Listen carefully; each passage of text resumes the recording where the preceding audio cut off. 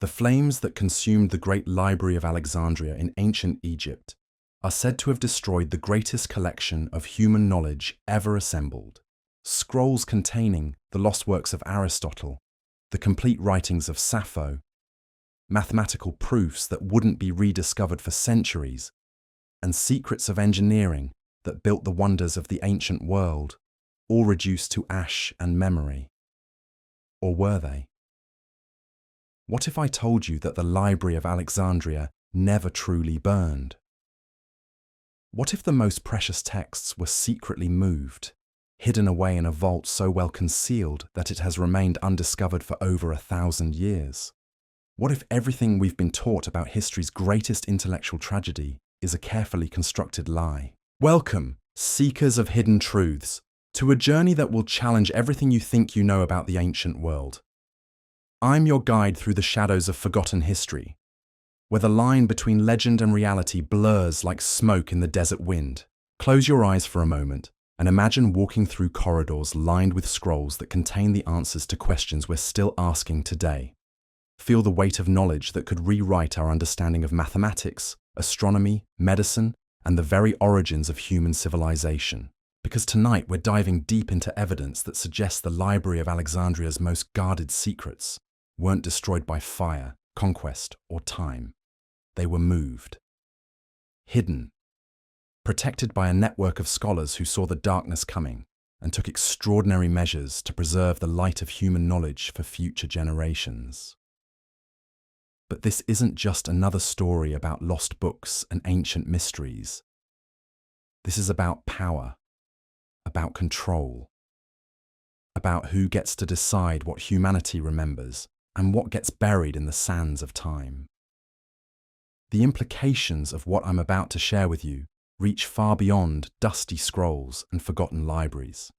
They touch the very foundation of how we understand our past, and more importantly, who we really are.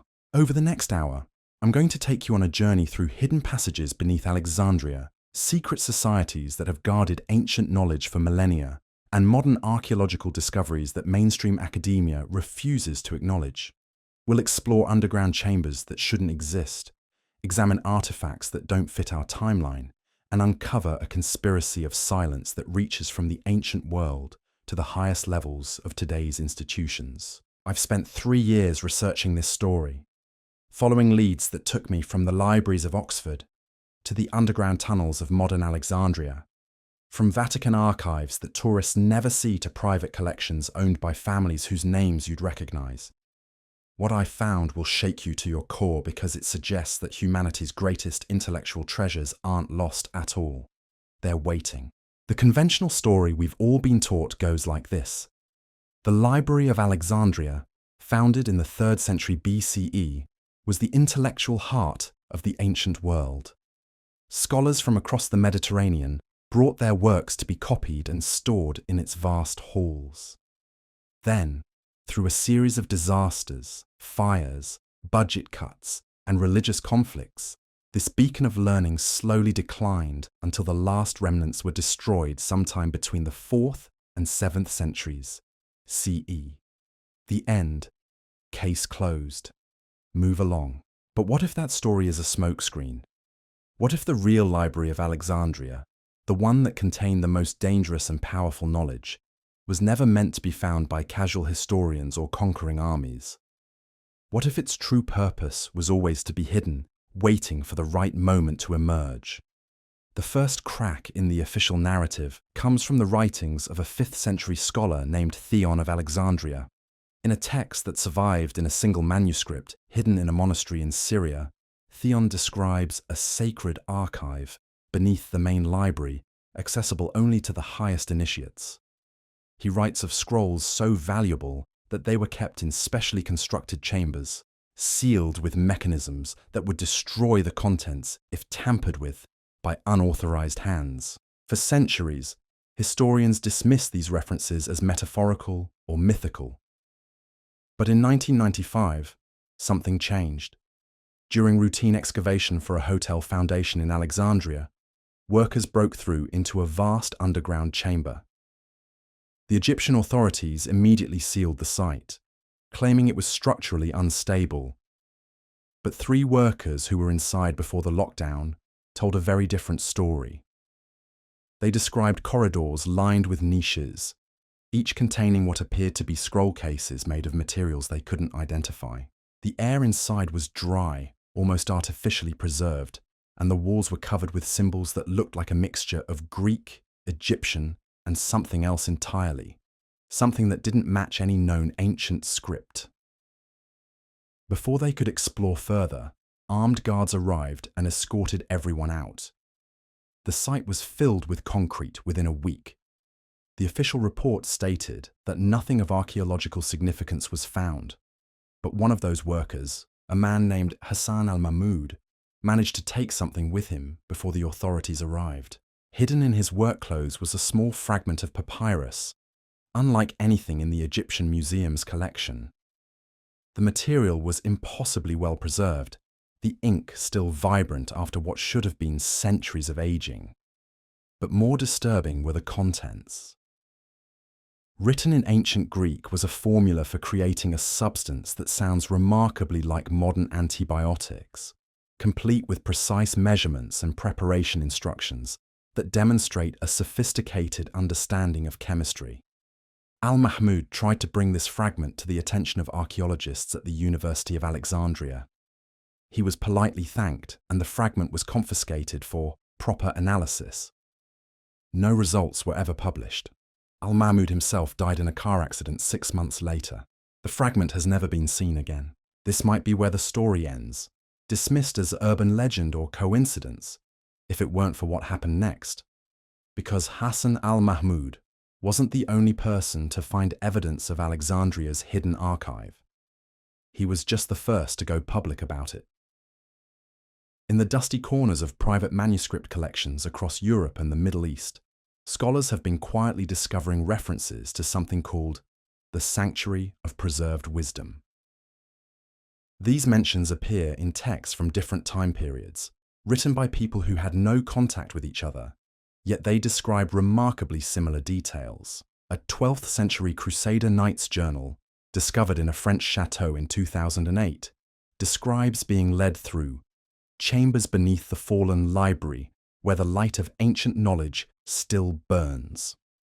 An Ottoman administrator's report from 1543 mentions sealed chambers beneath Alexandria containing books of the old learning, guarded by men who speak in the tongue of the Ptolemies. Most intriguingly, a letter dated 1798, found in Napoleon's personal papers after the French invasion of Egypt, references a meeting with guardians of the ancient archive, who offered to share certain selected texts in exchange for protection from Ottoman authorities. Napoleon's response was to station guards around several unremarkable buildings in Alexandria's Old Quarter, buildings that remained under French protection for the entire duration of the occupation. But perhaps the most compelling evidence comes from an unexpected source: the Vatican's secret archives. In 2010, a Vatican librarian named Father Michel Lamy was conducting research on early Christian texts when he stumbled across a collection of documents that shouldn't have existed. Filed under a classification that dated back to the 11th century were copies of Greek and Latin texts, each marked with a symbol that appeared nowhere else in the Vatican's vast collection. These weren't ordinary manuscripts. They contained mathematical proofs that wouldn't be discovered until the Renaissance, astronomical observations that accurately described phenomena not confirmed until the age of telescopes, and medical procedures that demonstrated an understanding of human anatomy centuries ahead of their supposed time. But what made Father Lamy's hands tremble as he read wasn't the advanced knowledge contained in these texts. It was the notation at the bottom of each copy, transcribed from the Sanctuary Archive, Alexandria, by order of Pope Gregory VII. Pope Gregory VII died in 1085. According to every history book ever written, the Library of Alexandria had been destroyed centuries before his reign. Yet here was evidence that not only had it survived, but the Catholic Church had been in contact with its guardians and had been copying selected texts for nearly 1,000 years. Father Lamai tried to bring these documents to the attention of his superiors. He was told that the manuscripts were misclassified medieval forgeries and was reassigned to a rural parish in southern Italy. The documents were moved to a restricted section of the archives that requires special papal permission to access. Father Lamy died of a sudden heart attack in 2011, just 6 months after his discovery. He was 34 years old with no history of cardiac problems. The pattern is becoming clear, isn't it? Every time someone gets close to evidence of Alexandria's hidden archive, that evidence disappears, and the discoverer faces consequences ranging from professional ruin to something far worse. But why? What could be so dangerous about ancient scrolls that modern institutions would go to such lengths to suppress their existence? The answer lies in what those scrolls might contain. We're not just talking about lost plays by Sophocles or missing volumes of Livy's history. We're talking about knowledge that could fundamentally challenge how we understand human development, technology, and our place in the universe. Consider this.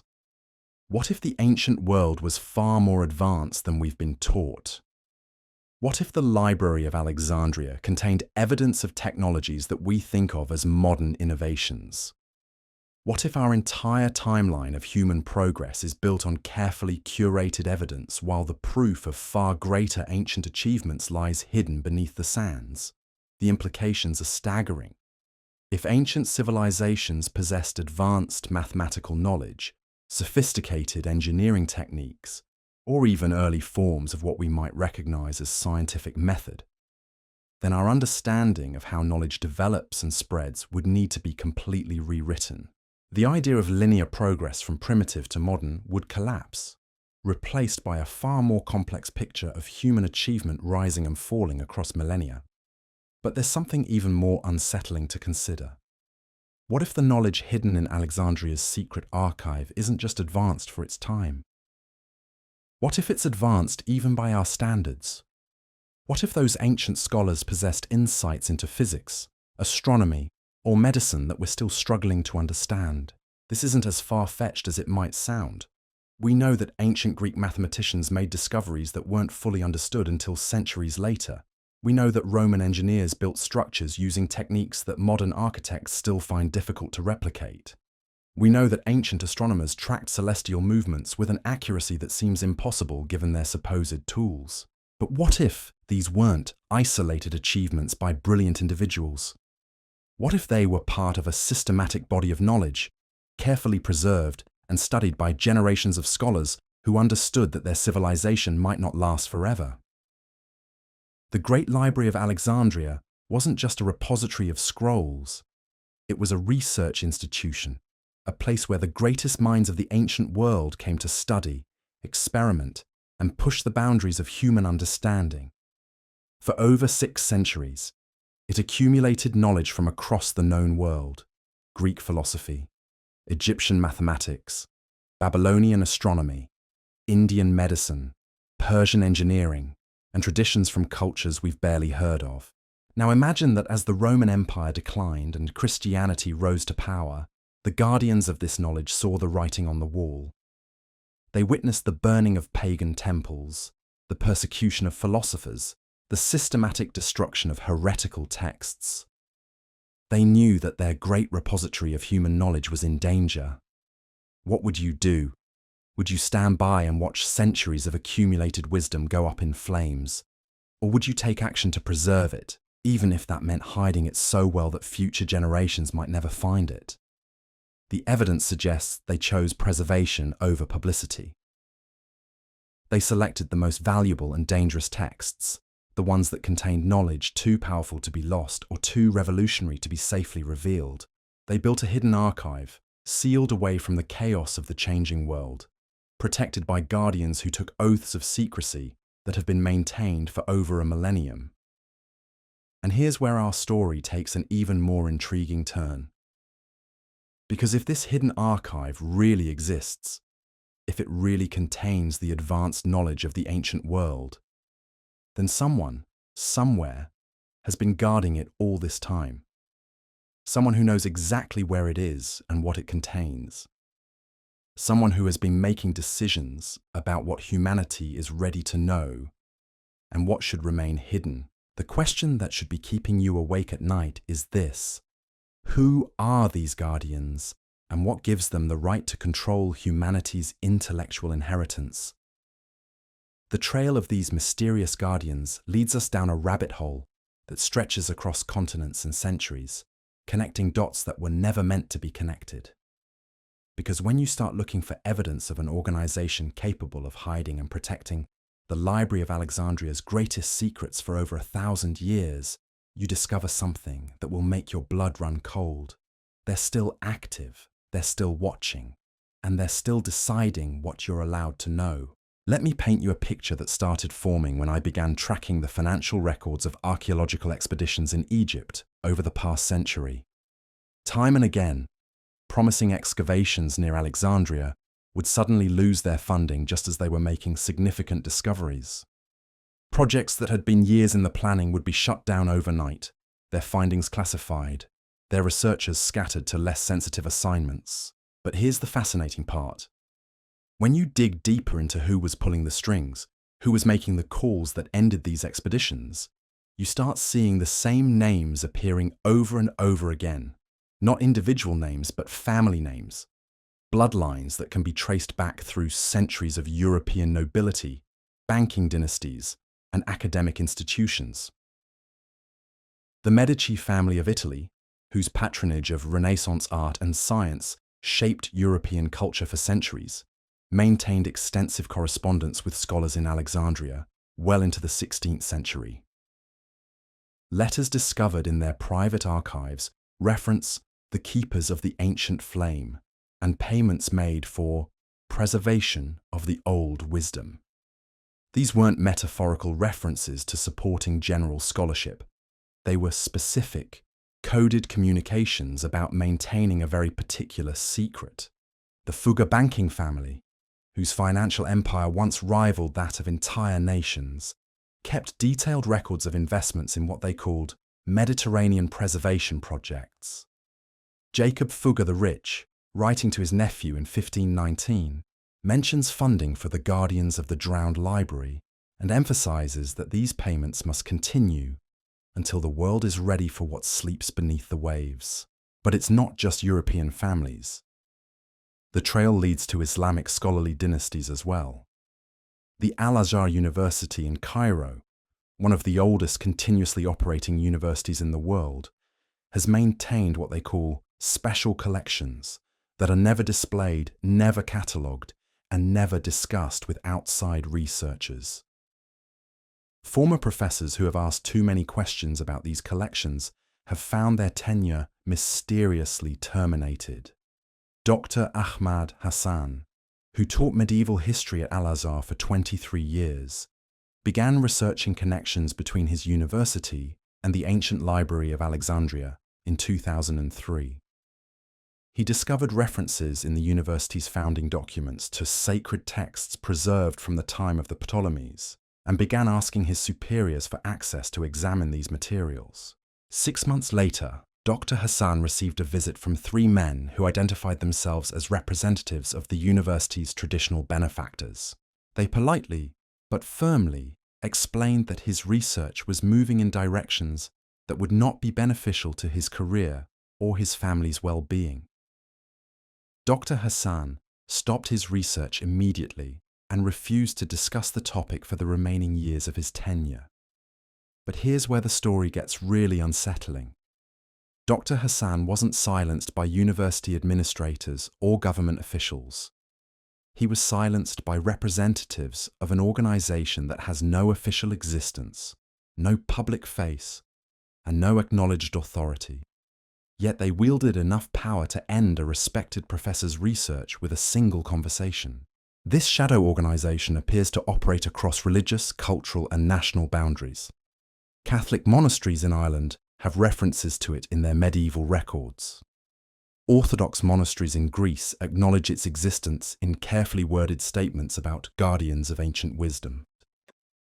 Islamic institutions across the Middle East maintain connections to what they call the silent brotherhood of preservation. The common thread isn't religion or nationality. It's a shared commitment to protecting knowledge that they believe the world isn't ready to receive. And they've been making this decision for humanity for over 1,000 years. Modern technology should have made their job impossible. Satellite imaging can penetrate the ground to reveal buried structures. Ground-penetrating radar can map underground chambers from the surface. Digital databases can cross-reference historical documents across multiple institutions. The age of secrets should be over, yet somehow they've adapted. They've infiltrated the very institutions that should be exposing them. Archaeological departments at major universities receive generous donations from anonymous benefactors who request very little, just advance notice of any discoveries related to pre-Islamic Alexandria. Satellite imaging companies find that certain coordinates around Alexandria consistently produce technical glitches or corrupted data. Ground-penetrating radar surveys in specific areas of the city encounter mysterious equipment failures. Dr. Sarah Mitchell, a Cambridge archaeologist who specializes in Hellenistic Egypt, discovered this firsthand in 2018. She had obtained permits for a comprehensive survey of Alexandria's ancient harbour area, using the latest ground-penetrating technology to map structures beneath the modern city. The project was funded by a prestigious grant and had the full support of the Egyptian Ministry of Tourism and Antiquities. On the third day of surveying, her team's equipment began registering massive underground voids in an area that shouldn't have contained any ancient structures. The readings suggested a complex of chambers and corridors covering several city blocks, much deeper than any known archaeological remains. Dr. Mitchell was preparing to request permission for exploratory excavation when her funding was suddenly terminated. The Grant Foundation explained that her research proposal had been revaluated and found to be outside the scope of approved archaeological methodology. When she pressed for specifics, she was told that certain technical advisors had raised concerns about the project's potential impact on Alexandria's modern infrastructure. Dr. Mitchell tried to continue her research independently, but discovered that equipment rental companies would no longer lease her ground-penetrating radar systems. Her university quietly suggested that she might be happier pursuing research opportunities in other regions. Her academic colleagues, once supportive and encouraging, began avoiding her calls and declining her invitations to collaborate. Within 6 months, one of the most promising archaeological careers of her generation had been effectively ended. Dr. Mitchell now teaches high school history in rural Scotland and refuses to discuss her experiences in Alexandria. The pattern is always the same. Promising research is identified. Subtle pressure is applied. If that fails, more direct intervention occurs. Funding disappears. Equipment fails. Permissions are revoked. Careers are destroyed. And behind it all, always just out of sight, are these guardians of ancient secrets who seem to possess influence that spans continents and institutions. But who are they really? How does an organization maintain such power and secrecy across centuries of political upheaval, religious conflict, and social change? The answer lies in understanding that we're not dealing with a traditional secret society or conspiracy. We're dealing with something far more sophisticated and far more deeply embedded in the structure of human civilization. Think of it as a network rather than an organization, a collection of families, institutions, and individuals connected not by formal membership, but by shared knowledge and mutual obligation. They don't meet in shadowy chambers or perform elaborate rituals. They simply understand that certain information must be protected, certain discoveries must be controlled, and certain questions must not be asked. The beauty of this system is its invisibility. There's no organization to expose, no headquarters to raid, no membership list to leak. There are just people in positions of influence who occasionally receive requests to use that influence in very specific ways. A university administrator who quietly redirects research funding, a government official who delays permit applications, an equipment manufacturer who experiences sudden technical difficulties. Each person in the network knows only what they need to know to play their part. They don't question the larger purpose because they've been told, quite convincingly, that they're protecting humanity from knowledge that could be dangerous or destabilizing. They see themselves as responsible guardians, not conspirators. And perhaps they're right. Perhaps there are some things that humanity isn't ready to know. Perhaps the knowledge hidden in Alexandria's secret archive really is too powerful, too revolutionary, too dangerous to be released without careful consideration of the consequences. But here's the question that should terrify you. Who gave them the right to make that decision? Who appointed them as humanity's intellectual gatekeepers? And what happens when the people controlling our access to knowledge have their own agenda, their own biases, their own vision of what the world should look like? Because, make no mistake, this isn't just about protecting ancient scrolls.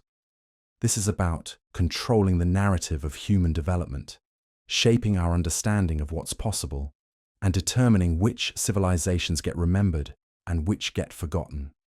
The power to hide knowledge is the power to write history itself. Consider what we know about the advanced achievements of ancient civilizations, the precision of the Egyptian pyramids, the computational sophistication of Greek mathematics, the engineering marvels of Roman architecture, the astronomical accuracy of Mayan calendars. Each of these represents a level of knowledge and capability that seems almost impossible given what we're told about the tools and understanding available to ancient peoples. Now imagine that these weren't isolated achievements, but part of a connected web of knowledge that spanned the ancient world. Imagine that the Library of Alexandria wasn't just collecting this knowledge, but actively developing it, pushing the boundaries of what was thought possible, creating new technologies and insights that could have accelerated human development by centuries. If that knowledge still exists, if it's still hidden and protected by these guardians, then every day that passes is another day that humanity continues to struggle with problems that might already have been solved. Medical conditions that could be cured, environmental challenges that could be addressed, technological limitations that could be overcome. The guardians would argue that they're protecting us from knowledge we're not ready to handle responsibly. They point to our track record with powerful technologies, nuclear weapons, chemical warfare, genetic manipulation, environmental destruction. Their position is that ancient wisdom should remain hidden until humanity demonstrates greater maturity and responsibility. But there's another possibility, one that's far more disturbing to consider. What if the guardians aren't protecting this knowledge for humanity's benefit? What if they're protecting it for their own? What if the real purpose of keeping these secrets isn't to prevent catastrophe, but to maintain control? Knowledge is power. Always has been, always will be. The people who control information control society. If there really is a hidden archive containing advanced ancient knowledge, then whoever has access to that information has an enormous advantage over the rest of humanity. They can selectively release discoveries, claiming credit for breakthroughs that were actually achieved thousands of years ago. They can suppress technologies that might threaten existing power structures. They can shape the direction of human development according to their own vision of the future. This isn't paranoid speculation. This is how power has always worked. The question isn't whether people would use hidden knowledge to maintain their advantage. The question is whether we're going to continue allowing them to do so.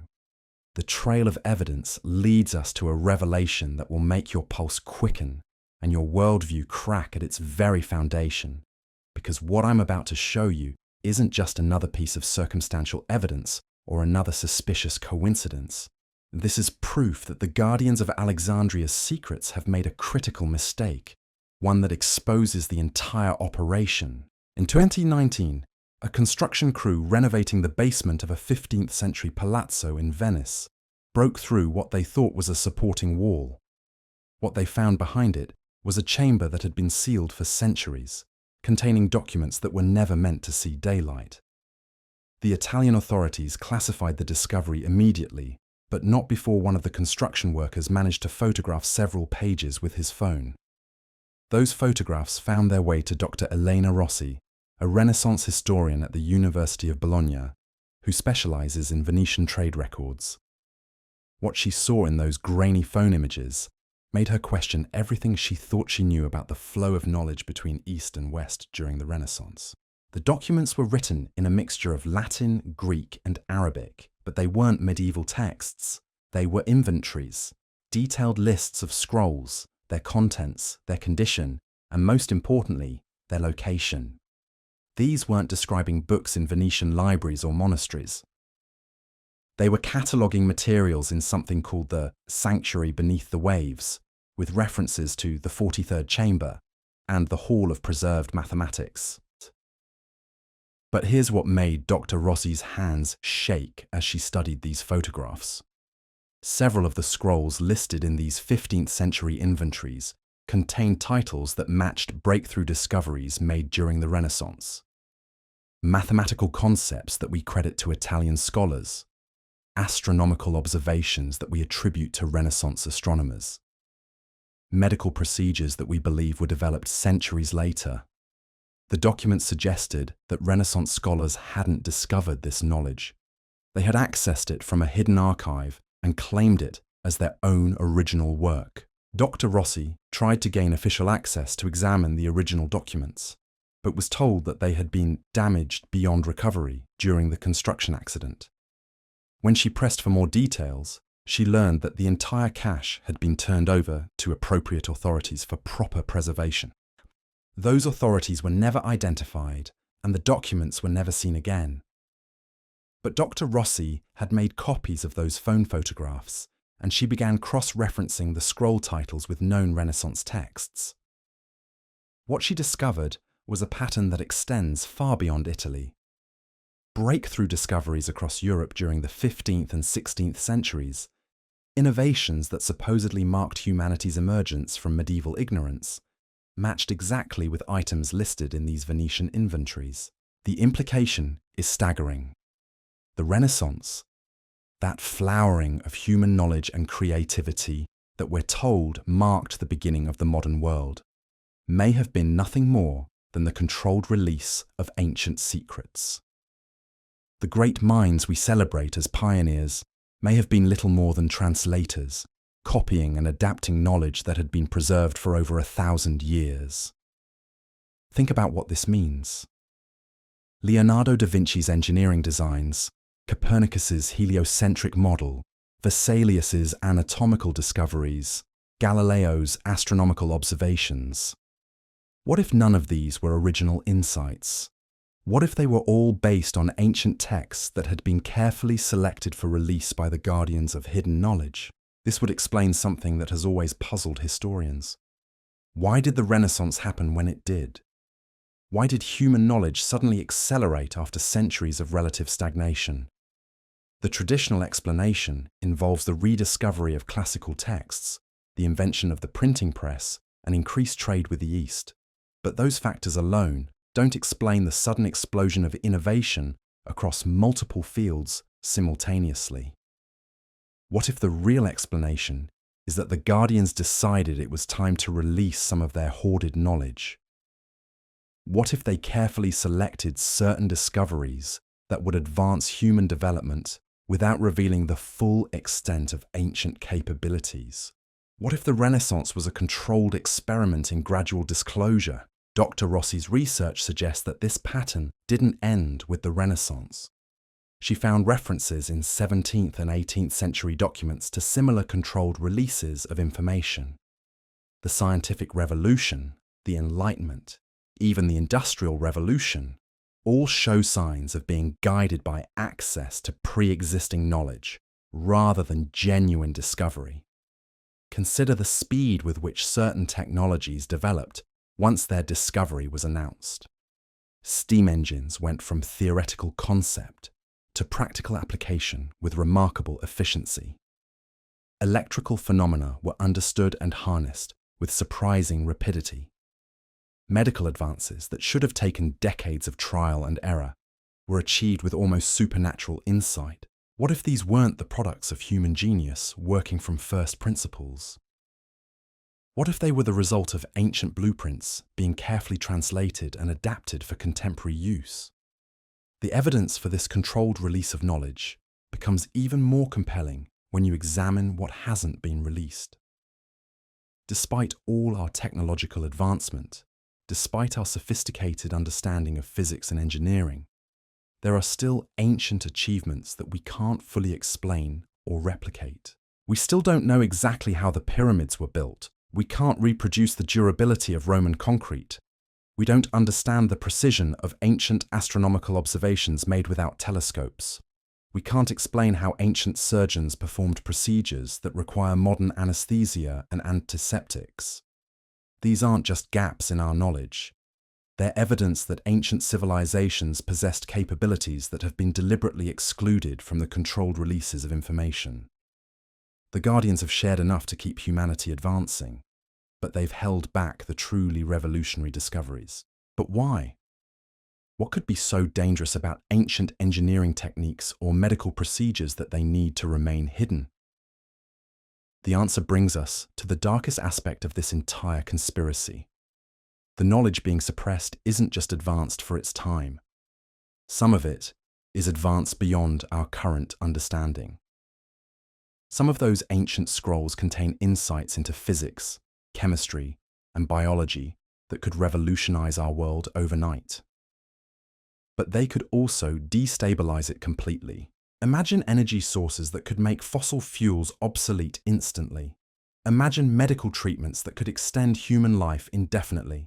Imagine technologies that could solve climate change, end scarcity, or allow us to manipulate matter at the atomic level. Now imagine what would happen to our current economic systems, power structures, and social hierarchies if such knowledge were suddenly made available to everyone.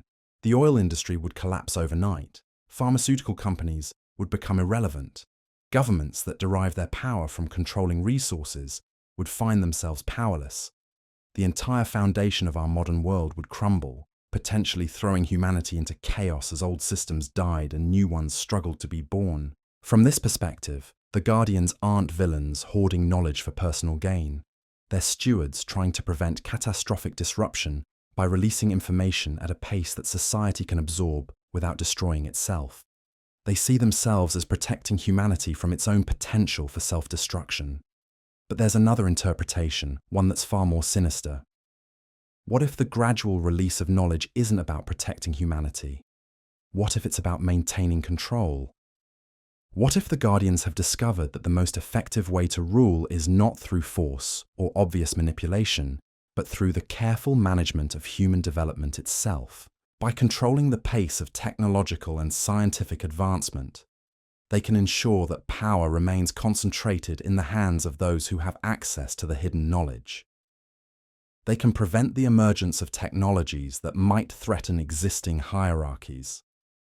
They can guide human civilization along paths that serve their interests rather than humanity's potential. This would explain why certain types of research consistently receive more funding and attention than others. Why some scientific breakthroughs are celebrated and rapidly implemented, while others are ignored or suppressed. Why technological development seems to follow patterns that benefit existing power structures rather than truly revolutionary change. The Guardians don't need to control every scientist or suppress every discovery. They just need to influence the direction of research, the allocation of resources, and the interpretation of results. They can allow genuine innovation within carefully defined boundaries, while preventing breakthrough discoveries that might fundamentally alter the balance of power. But here's where their system is starting to break down. The digital age has created unprecedented opportunities for information to spread beyond their control. Satellite imaging can reveal underground structures they've kept hidden for centuries. Computer analysis can identify patterns in historical documents that expose their activities.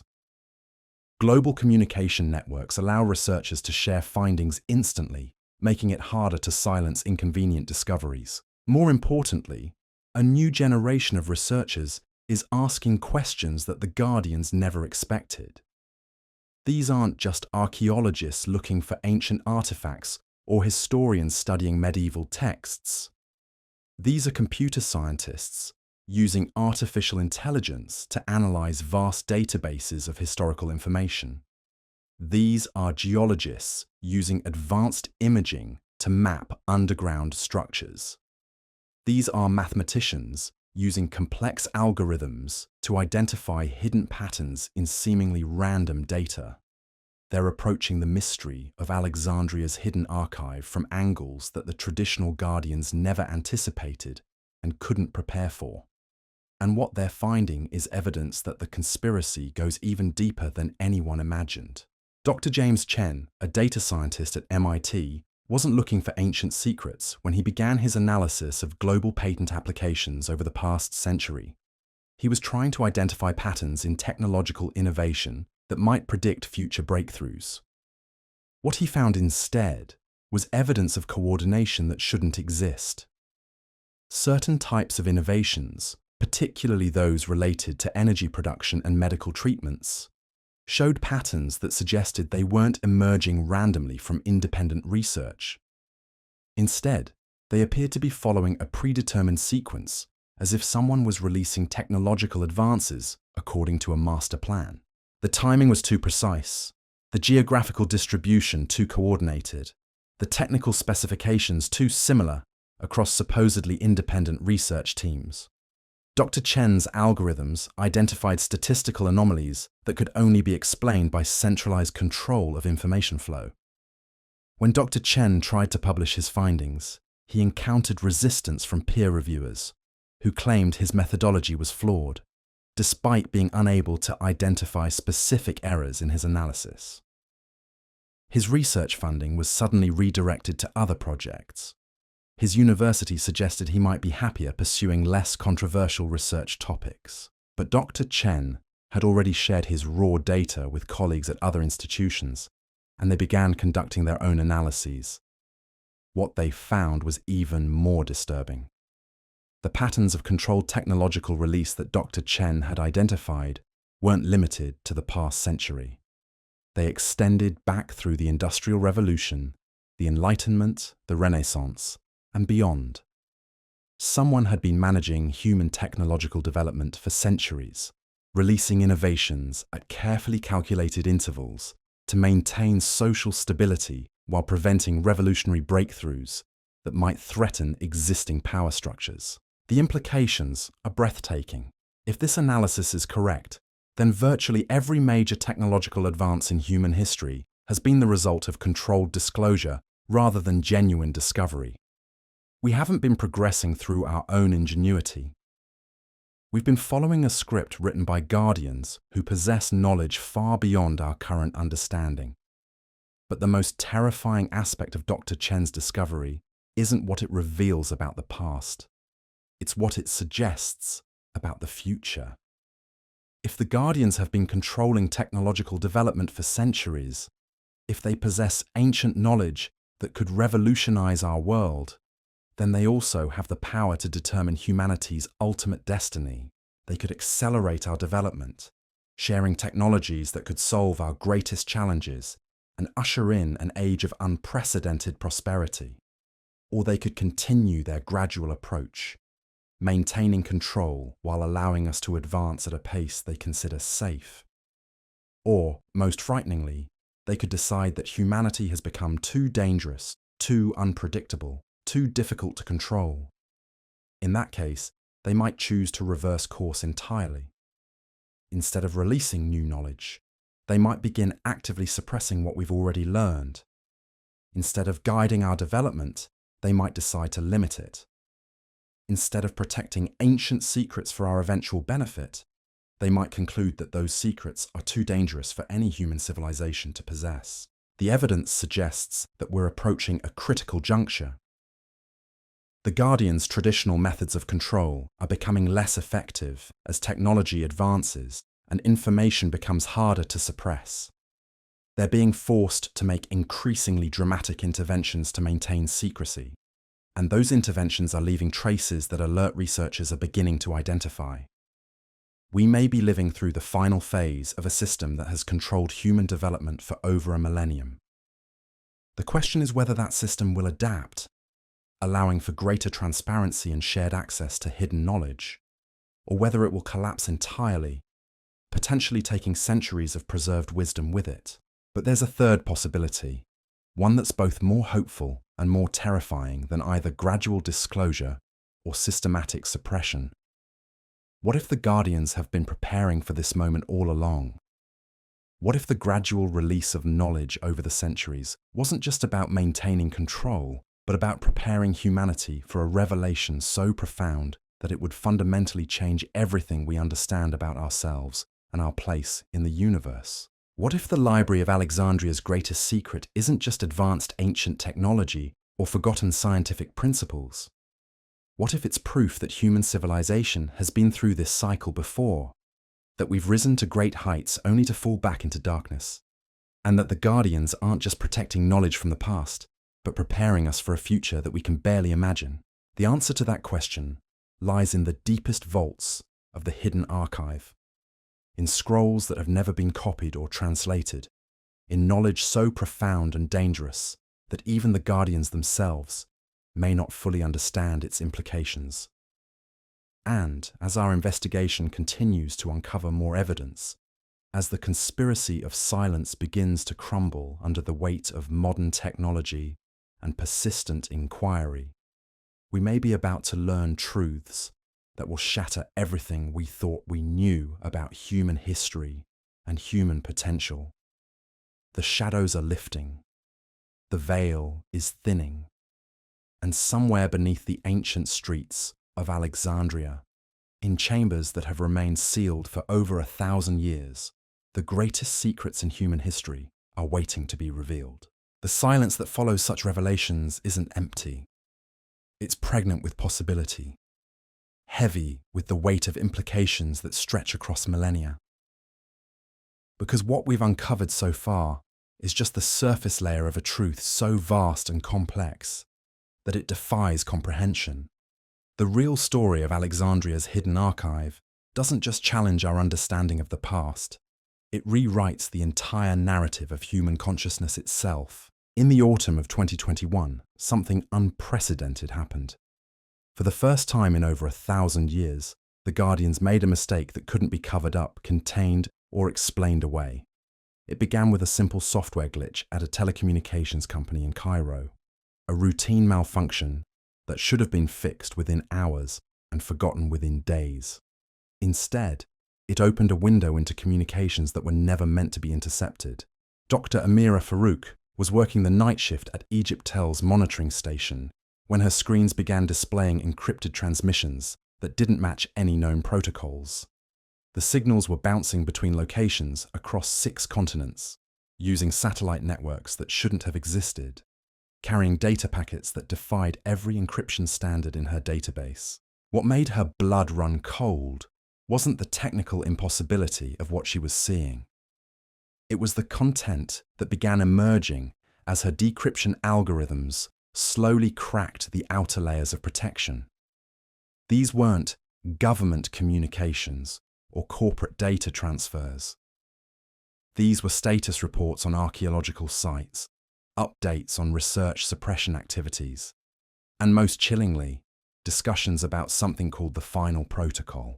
The conversations referenced locations she recognized: the sealed excavations site in Alexandria from 1995, the Venice Palazzo discovery, Dr. Sarah Mitchell's terminated research project. But they also mentioned dozens of other incidents across the globe, interventions in China, Australia, Peru, Mexico, places where discoveries had been made and quietly suppressed before the public ever learned of their existence. Dr. Farouk realized she was witnessing the real-time coordination of a global network that was far more extensive and sophisticated than anyone had imagined. These weren't occasional interventions by disconnected groups. This was a systematic, technology-assisted operation that monitored archaeological research worldwide and responded to threats with surgical precision. But what terrified her most was the urgency in these communications. The Guardians were clearly preparing for something. References to acceleration protocols and containment failure scenarios suggested that their carefully maintained secrecy was under unprecedented threat. They were planning what appeared to be a massive operation, something they referred to in coded language as the Great Revelation. Dr. Farouk tried to record these transmissions, but her equipment began malfunctioning the moment she attempted to save the data. Her screens flickered, her hard drives corrupted, and her backup systems failed simultaneously. Within minutes, the unusual signals disappeared entirely, leaving no trace that they had ever existed. But Dr. Farouk had seen enough. She had witnessed evidence of a global conspiracy operating at a level of sophistication that made government intelligence agencies look like amateur radio enthusiasts. More importantly, she had glimpsed their timeline. Whatever the Guardians were planning, they were accelerating their schedule. The careful, gradual approach that had served them for centuries was being abandoned in favor of something far more dramatic. 3 days later, Dr. Farouk received a visit from 2 individuals who identified themselves as telecommunications security specialists. They explained that she had witnessed a classified military exercise and that discussing her observations with anyone would constitute a serious breach of national security. They were polite, professional, and utterly convincing in their sincerity, but Dr. Farouk noticed something that chilled her more than any threat could have. One of the visitors wore a ring bearing the same symbol she had seen embedded in the encrypted transmissions, a design that combined elements from ancient Egyptian, Greek, and Arabic scripts. The Guardians weren't hiding behind intermediaries anymore. They were revealing themselves directly to those who stumbled across their activities. This marked a fundamental shift in their operational strategy. For centuries, the Guardians had maintained their secrecy through layers of misdirection, using unwitting intermediaries and plausible deniability to hide their involvement. Now they were making direct contact, revealing their existence to people who posed potential threats. This suggested either unprecedented confidence or unprecedented desperation. Dr. Farouk chose to remain silent about her experience, but she began conducting her own quiet investigation into the symbols and references she had observed. What she discovered connected the dots between seemingly unrelated archaeological mysteries around the world, revealing a pattern of suppression that extended far beyond Alexandria. In Cambodia, excavations near Angkor Wat consistently encountered underground chambers that were immediately declared off-limits by government authorities. In Peru, ground-penetrating radar surveys of areas near Machu Picchu repeatedly identified artificial structures that were never investigated further. In Turkey, satellite imaging of regions around Göbekli Tepe showed anomalous underground formations that remained unexplored despite clear archaeological significance. Each of these locations showed the same pattern: initial discoveries, official intervention, research termination, and information suppression. The Guardians weren't just protecting Alexandria's secrets. They were maintaining a global network of hidden sites, each containing pieces of a larger puzzle that humanity wasn't supposed to solve. But the most disturbing revelation came when Dr. Farouk began analyzing the timing of these interventions. The suppressions weren't random responses to accidental discoveries. They were following a precise schedule, coordinated to prevent certain types of knowledge from emerging simultaneously at multiple locations. The Guardians weren't just hiding individual secrets. They were orchestrating humanity's entire relationship with its ancient past. This coordination required resources, technology, and influence that dwarfed what any single organization should possess. It suggested a network that had been growing in power and sophistication for centuries, accumulating wealth, developing technology, and placing members in positions of authority across every major institution on Earth. The implications were staggering. If the Guardians possessed this level of global influence, then they weren't just controlling access to ancient knowledge, they were shaping modern civilization itself. Economic policies, technological development, educational curricula, media narratives, All could be influenced by an organization with their resources and reach. But Dr. Farouk's investigation revealed something even more unsettling. The accelerated timeline she had observed wasn't driven by external pressure or technological advancement. It was responding to something the Guardians had discovered in their most closely guarded archives. Something that had convinced them that the time for secrecy was running out. References in the intercepted communications mentioned convergence indicators and prophetic fulfillment protocols. These weren't the cold, technical discussions of a modern conspiracy. These were the urgent deliberations of people who believed they were witnessing the fulfillment of ancient prophecies, the approach of events that had been predicted in texts thousands of years old. The Guardians weren't just protecting knowledge. They were preparing for something they believed was inevitable.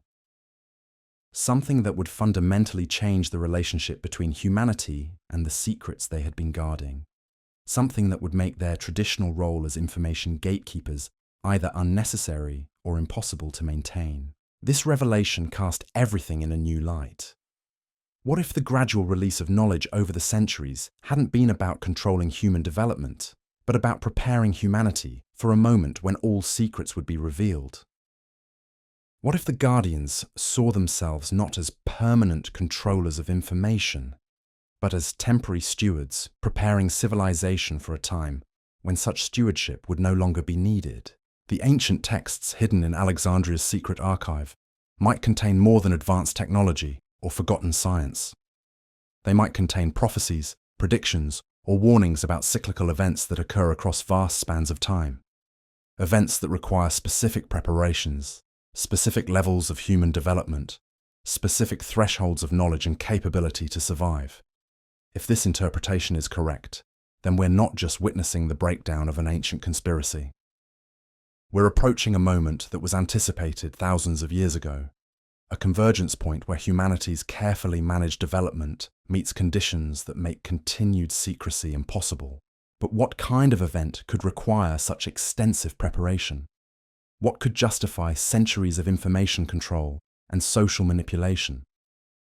The answer lies in understanding that human civilization might not be as unique or as permanent as we've been taught to believe. Archaeological evidence from around the world suggests that advanced civilizations have risen and fallen multiple times throughout Earth's history. The Younger Dryas period, approximately 12,000 years ago, saw the sudden collapse of numerous sophisticated cultures, leaving behind only scattered remnants and mysterious monuments. Similar disruptions occurred at other points in the geological record, each marked by rapid climate change, mass extinctions, and the disappearance of complex societies. What if these weren't random catastrophes, but part of a cyclical pattern that affects Earth at regular intervals? What if the Guardians of Alexandria's archive possess knowledge of these cycles, understanding not just what happened in the past, but when similar events might occur again? This would explain their obsession with preserving knowledge across millennia. They're not just protecting ancient wisdom for academic interest. They're maintaining information that could be crucial for survival during the next great disruption. The technologies, techniques, and insights hidden in their archives might be humanity's insurance policy against civilizational collapse. The accelerated timeline Dr. Farouk observed could indicate that such a disruption is approaching. The Guardians' preparations for a great revelation might be their response to indicators that the next cycle of change is beginning. They could be preparing to release their hoarded knowledge not gradually, as they've done for centuries, but all at once, providing humanity with the tools it needs to survive what's coming. But there's another possibility, one that's even more profound in its implications. What if the approaching disruption isn't natural but artificial? What if the Guardians' ancient texts don't just describe cyclical catastrophes, but explain how to cause them? What if the knowledge hidden in Alexandria's archive includes technologies so powerful they could literally reshape the planet? This interpretation transforms the Guardians from protective stewards into something far more complex and potentially dangerous. If they possess the ability to trigger global changes, then their control over information becomes a matter of species-level survival. They would be making decisions not just about what humanity knows, but about whether humanity continues to exist in its current form. The evidence for such capabilities exists in the archaeological record, though it's usually dismissed or explained away. Massive geological formations that appear artificial, isotopic signatures in ancient rocks that suggest nuclear processes, crystalline structures in desert sands that require temperatures achievable only through advanced technology, vitrified stone formations that indicate exposure to intense energy sources. These anomalies are scattered across the globe, concentrated in areas where ancient civilizations once flourished. They suggest that past cultures possess technologies capable of manipulating matter at the atomic level, generating enormous amounts of energy, and altering the planet's surface in ways we can barely comprehend. If the Library of Alexandria's hidden archive contains instructions for such technologies, then the Guardians aren't just protecting knowledge. They're controlling access to power that could make the atomic bomb seem like a firecracker. Their careful management of information becomes a matter of preventing humanity from accidentally destroying itself with capabilities it isn't prepared to handle responsibly. From this perspective, every suppressed archaeological discovery, every terminated research project, every silenced researcher represents a potential catastrophe avoided. The Guardians aren't villains hoarding power for personal gain. They're the only things standing between humanity and technologies that could end civilization in minutes. But this raises the most disturbing question of all. If the Guardians possess such knowledge, if they understand the true capabilities of ancient civilizations, if they can predict or even control global catastrophes, then what gives them the right to make these decisions for all of humanity? Who appointed them as our species' guardians, and what happens when their judgment fails? The answer to these questions lies in the deepest vaults of Alexandria's hidden archive, in texts that may predate human civilization as we understand it. Because the greatest secret protected by the Guardians might not be about humanity's past achievements, but about humanity's true origins. The Library of Alexandria might contain proof that we are not the first intelligent species to inhabit this planet, that our civilization was built on foundations laid by others, and that the Guardians themselves are the inheritors of a responsibility that stretches back far beyond recorded history. Dr. Marcus Webb, a xenoarchaeologist at the University of Edinburgh, has spent his career studying artifacts that don't fit conventional timelines of human development. Objects found in geological strata that predate the emergence of Homo sapiens. Tools crafted from materials that shouldn't exist naturally on Earth. Structures built with techniques that require understanding of physics principles we've only recently discovered. In 2020, Dr. Webb gained access to a private collection in Switzerland that contained artifacts recovered from various suppressed archaeological sites around the world. The collector, who insisted on anonymity, claimed these items had been acquired through channels connected to the Guardians' network. Whether this was true or not, the artifacts themselves were undeniably extraordinary. One piece, a crystalline device of unknown purpose, exhibited properties that defied several laws of physics. It generated a weak but measurable energy field, maintained a constant temperature regardless of environmental conditions, and produced acoustic resonances that seemed to affect human brain activity in subtle but measurable ways. Analysis suggested it was composed of materials that don't occur naturally anywhere in the solar system. Another artifact, a metallic tablet covered in symbols that resembled no known writing system, displayed information that changed depending on the viewing angle and lighting conditions. The symbols seemed to move and reconfigure themselves, creating different patterns that might represent different messages or layers of meaning.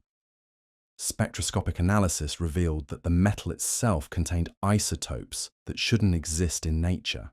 Most disturbing was a collection of what appeared to be star maps, etched on materials that remained unidentified despite extensive testing. These maps showed stellar configurations that astronomers recognized as accurate, but they depicted the night sky as it would have appeared millions of years ago, long before human civilization existed. They also included celestial objects that hadn't been discovered by modern astronomy until very recently, suggesting knowledge of cosmic phenomena that required advanced observational technology. Dr. Webb's analysis of these artifacts led him to a conclusion that challenged every assumption about human history. The evidence suggested that Earth had been visited and possibly inhabited by non-human intelligences long before our species evolved.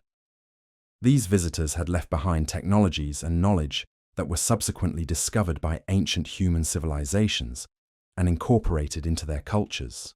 The Library of Alexandria, according to Dr. Webb's theory, might have been built not just to preserve human knowledge, but to safeguard evidence of these ancient visitors. The guardians wouldn't just be protecting advanced human achievements, but proof of contact with intelligences from beyond Earth.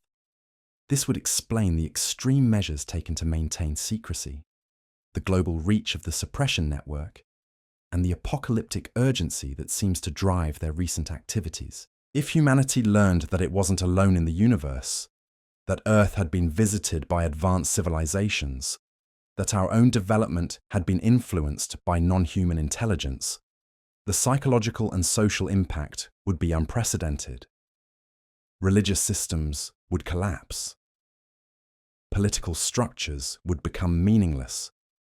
The entire foundation of human identity and purpose would need to be rebuilt from scratch. But there's an even more unsettling possibility. What if the ancient visitors didn't just leave behind artifacts and knowledge? What if they left behind representatives? What if the guardians themselves aren't entirely human? What if their ability to maintain secrecy across centuries, their access to advanced technologies, their seemingly superhuman organizational capabilities stem from the fact that they possess abilities and knowledge inherited from non-human ancestors? This would explain how a secret organization has managed to influence human civilization for over a millennium without being exposed. They're not just using superior resources and planning. They're using capabilities that exceed normal human limitations. Their network doesn't just span the globe. It might span dimensions of existence that we can't even perceive. The implications are so vast that they verge on the incomprehensible. If the guardians are partially or entirely non-human, then their decisions about what knowledge to release and when to release it aren't being made according to human judgment. They're following priorities and timelines that serve interests we can't understand, pursuing goals that might have nothing to do with human welfare or survival. From this perspective, the approaching Great Revelation takes on an entirely different meaning. It might not be about sharing hidden knowledge with humanity. It might be about revealing the true nature of the guardians themselves, ending a masquerade that has lasted for centuries, and initiating direct contact between humanity and intelligences we've never suspected existed. The acceleration of their timeline, the increasingly desperate measures to maintain secrecy, the preparation for unprecedented disclosure, all suggest that conditions are approaching that will make their hidden influence impossible to maintain. Whether due to advancing human technology, changing cosmic circumstances, or some other factor, the age of secret guidance is ending. What comes next could be either humanity's greatest triumph or its final chapter. The knowledge hidden in Alexandria's archive might be the key to unlocking human potential beyond our wildest dreams. Or it might be proof that we've been living in a carefully constructed illusion, manipulated by forces whose true nature and intentions we can't even begin to comprehend. The shadows are lifting, the veils are thinning, and somewhere beneath the ancient streets of Alexandria, in chambers that have remained sealed for over 1,000 years, answers wait that will either elevate humanity to cosmic significance or reveal that we've been cosmic insignificance all along. But before we can understand what those answers might be, we need to confront one final, terrifying possibility. What if the Guardian's greatest secret isn't about the past at all, What if everything they've done, every intervention they've made, every piece of knowledge they've suppressed or released, has been in service of preparing humanity for a future that's about to arrive? What if the Library of Alexandria's most dangerous secret is a detailed prediction of what's coming next and what humanity will need to do to survive it? The answer to that question lies in the final revelation that awaits us in the deepest vaults of the hidden archive, where the most dangerous knowledge of all has been waiting for the moment when humanity would be ready to face the truth about its destiny among the stars. The weight of these revelations presses down like the sand that has buried Alexandria's secrets for millennia. But what we've uncovered so far is merely the antechamber to a truth so profound it will reshape everything you believe about human destiny. Because in the deepest vaults of the hidden archive, beyond the scrolls of ancient wisdom and technological blueprints, lies something that changes the entire game. Something that transforms this story from one of hidden knowledge to one of imminent transformation. Dr. Elena Vasquez was never supposed to see what she saw that night in November 2022. As a senior cryptographer for the European Space Agency, her job was to analyze signals from deep space, searching for patterns that might indicate artificial origins. It was routine work, the kind of mathematical detective story that had occupied her for 15 years without producing anything more exciting than calibration errors and equipment malfunctions. But on that particular evening, as Mediterranean storms lashed the coast near Madrid, her computers began registering something that made her question her sanity. The signal wasn't coming from the depths of space. It was originating from beneath the Earth's surface, somewhere in the eastern Mediterranean, broadcasting on frequencies that required technology decades ahead of anything in her databases. The transmission wasn't random cosmic noise or geological activity. It was structured, mathematical, purposeful. More disturbing still, it was using encryption protocols that matched theoretical models Dr. Vasquez had only seen in classified research papers, technologies that were supposedly still in development by the world's most advanced intelligence agencies. As she traced the signal's origin point, her blood turned to ice. The coordinates placed the source directly beneath Alexandria, Egypt, at a depth that corresponded exactly with the location Hassan al-Mahmoud had described before his mysterious death. Someone, or something, deep underground was broadcasting to the stars using technology that shouldn't exist. Dr. Vasquez spent the next 6 hours attempting to decode the transmission, her fingers flying across keyboards as algorithms churned through possible decryption keys. What emerged from the static wasn't a message in any human language. It was a countdown, a precise mathematical sequence that appeared to be marking time until some predetermined event.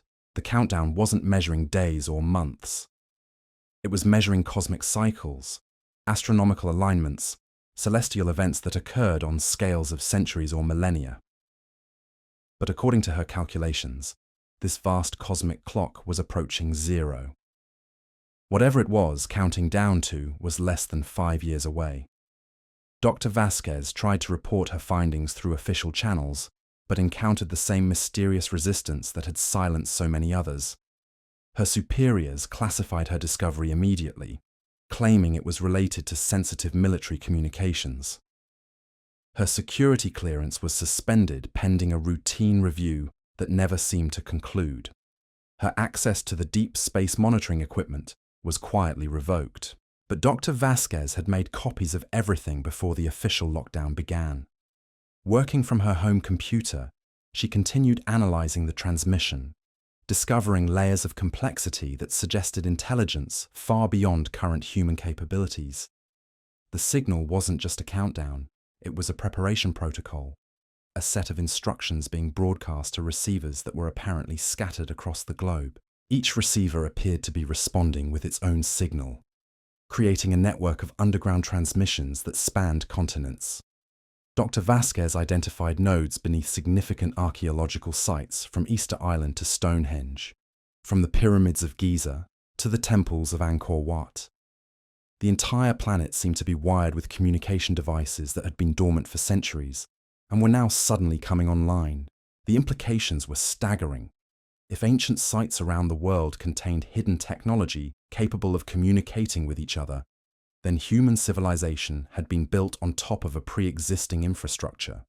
The monuments we attributed to primitive cultures might actually be components of a global system, designed and installed by intelligences far more advanced than anything in our historical records.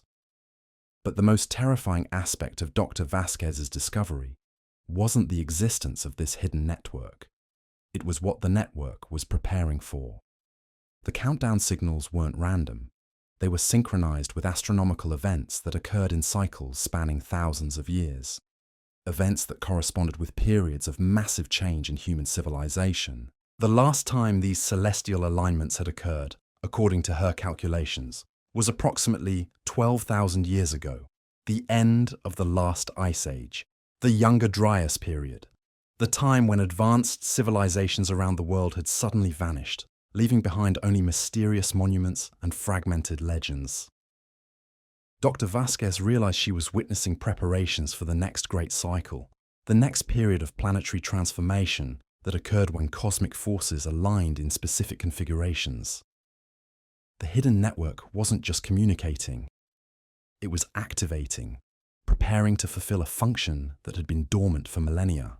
The guardians of Alexandria's secrets weren't just protecting ancient knowledge, they were maintaining equipment.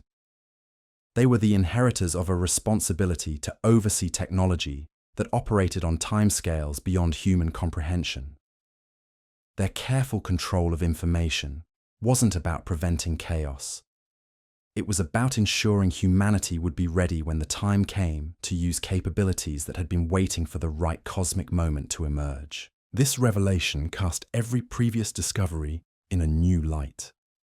The suppressed archaeological sites weren't just hiding artifacts. They were concealing active installations that were part of a planetary system. The advanced technologies described in ancient texts weren't just theoretical knowledge. They were operating manuals for machinery that had been patiently waiting for its activation sequence. Dr. Vasquez's research suggested that Earth itself was a kind of vast mechanism, with human civilization serving as both its operators and its beneficiaries. The cycles of rise and fall that marked human history weren't random disasters.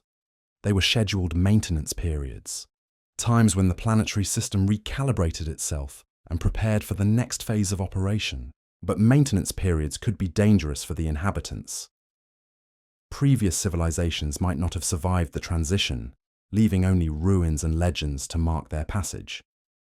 The Guardians' desperate preparations weren't just about revelation. They were about survival.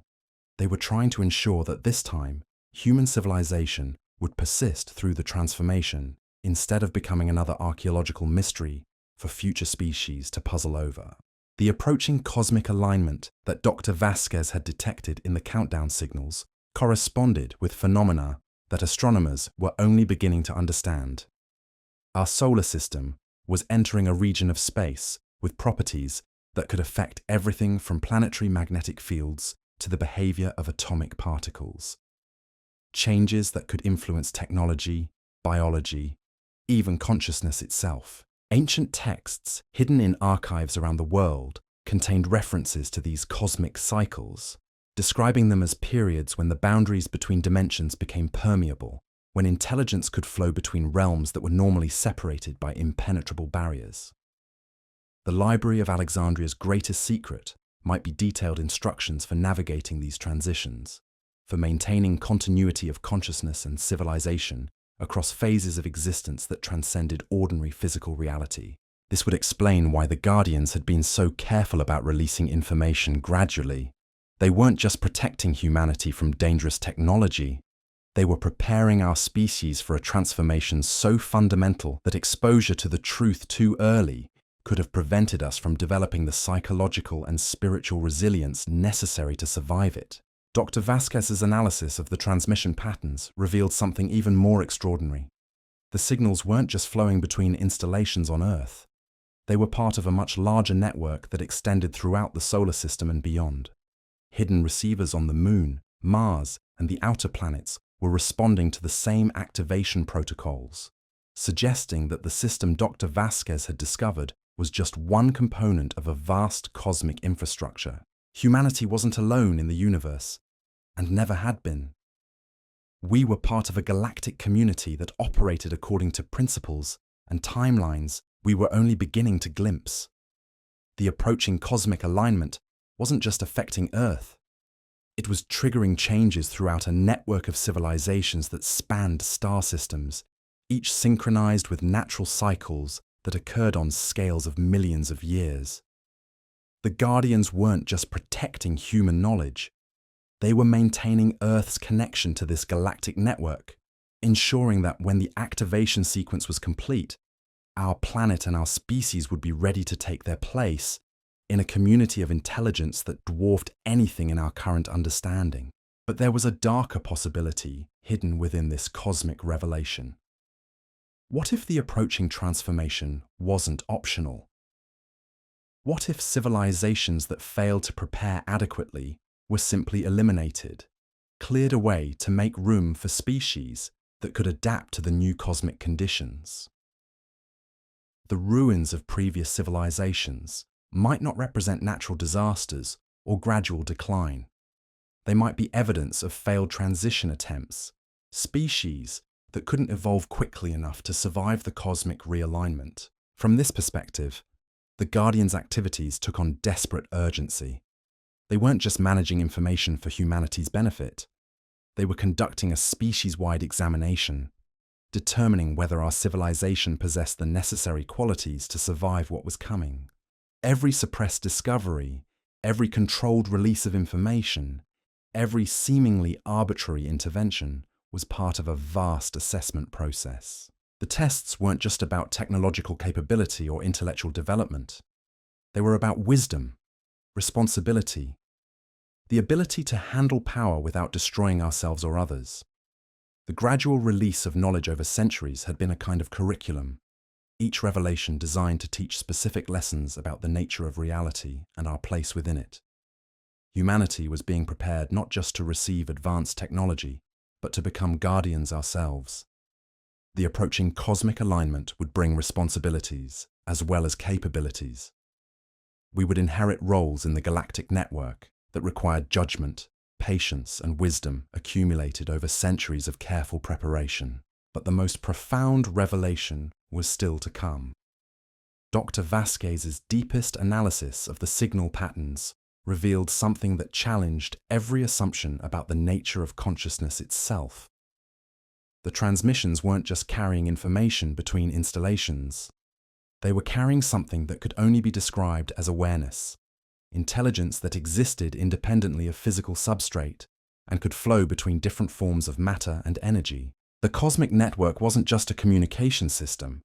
It was a consciousness distribution network, a means by which intelligence could transcend the limitations of individual biological forms and participate in collective awareness that spanned galaxies. The approaching alignment would open pathways that had been closed for millennia, allowing consciousness to flow between realms and species in ways that would fundamentally redefine what it meant to be human. The Library of Alexandria's ultimate secret wasn't just advanced technology or hidden history. It was detailed instructions for the transformation of human consciousness itself, for the evolution of our species from isolated biological entities to participants in a cosmic mind that encompassed all intelligent life in the universe. This revelation explained everything. The Guardian's extreme secrecy wasn't about protecting technology. It was about protecting humanity's psychological integrity during the long preparation period. Exposure to the truth about cosmic consciousness too early could have prevented the natural development of individual awareness that was necessary for successful integration into the larger network. The countdown that Dr. Vasquez had detected wasn't just marking time until technological activation. It was measuring the approach of humanity's graduation from planetary consciousness to cosmic consciousness, from isolated intelligence to connected awareness, from human to something far greater and more wonderful than we had ever imagined possible. But graduation wasn't guaranteed. The approaching transformation would test every aspect of human civilization, from our technological capabilities to our spiritual development. Species that failed the transition would find themselves locked out of the cosmic network, condemned to remain isolated on their home planets until the next cycle offered another opportunity for evolution. The evidence suggested that we were approaching the final examination. Every crisis facing human civilization, from climate change to technological disruption to social fragmentation, was part of the test. Our response to these challenges would determine whether we were ready to join the galactic community or whether we would join the archaeological remains of species that hadn't made the grade. The Guardians had done everything they could to prepare us. They had preserved the knowledge we would need, released it at carefully calculated intervals, and guided our development along paths that would maximize our chances of successful transition. But the final choice would be ours.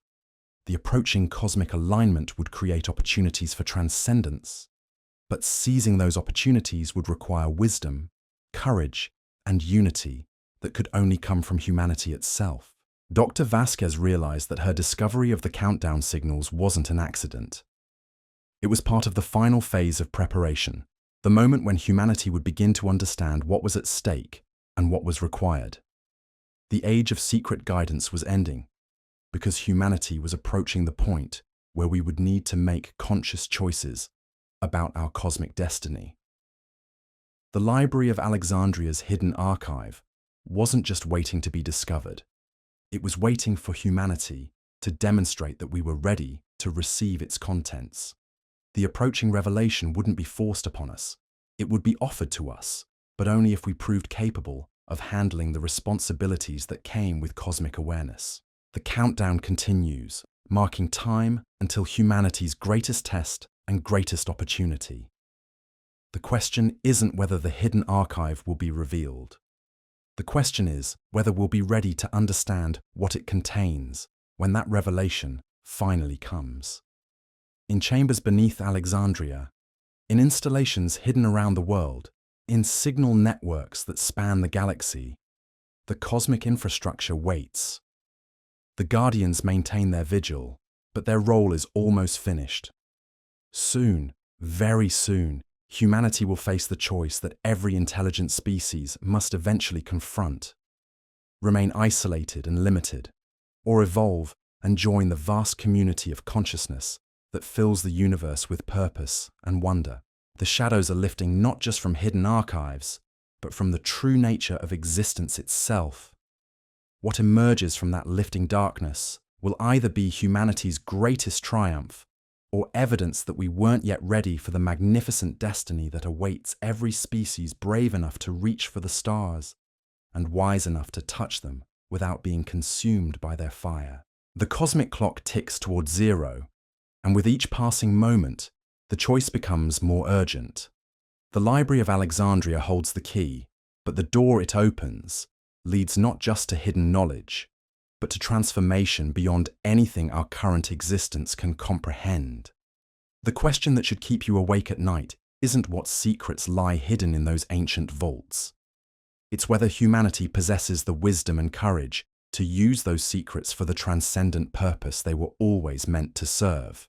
The weight of cosmic destiny presses against the boundaries of human understanding. But there's something even more immediate that should terrify you. Something that Dr. Vasquez discovered in those final hours before her research was classified, and her life was forever changed. Because the countdown she detected wasn't just marking time until some distant transformation.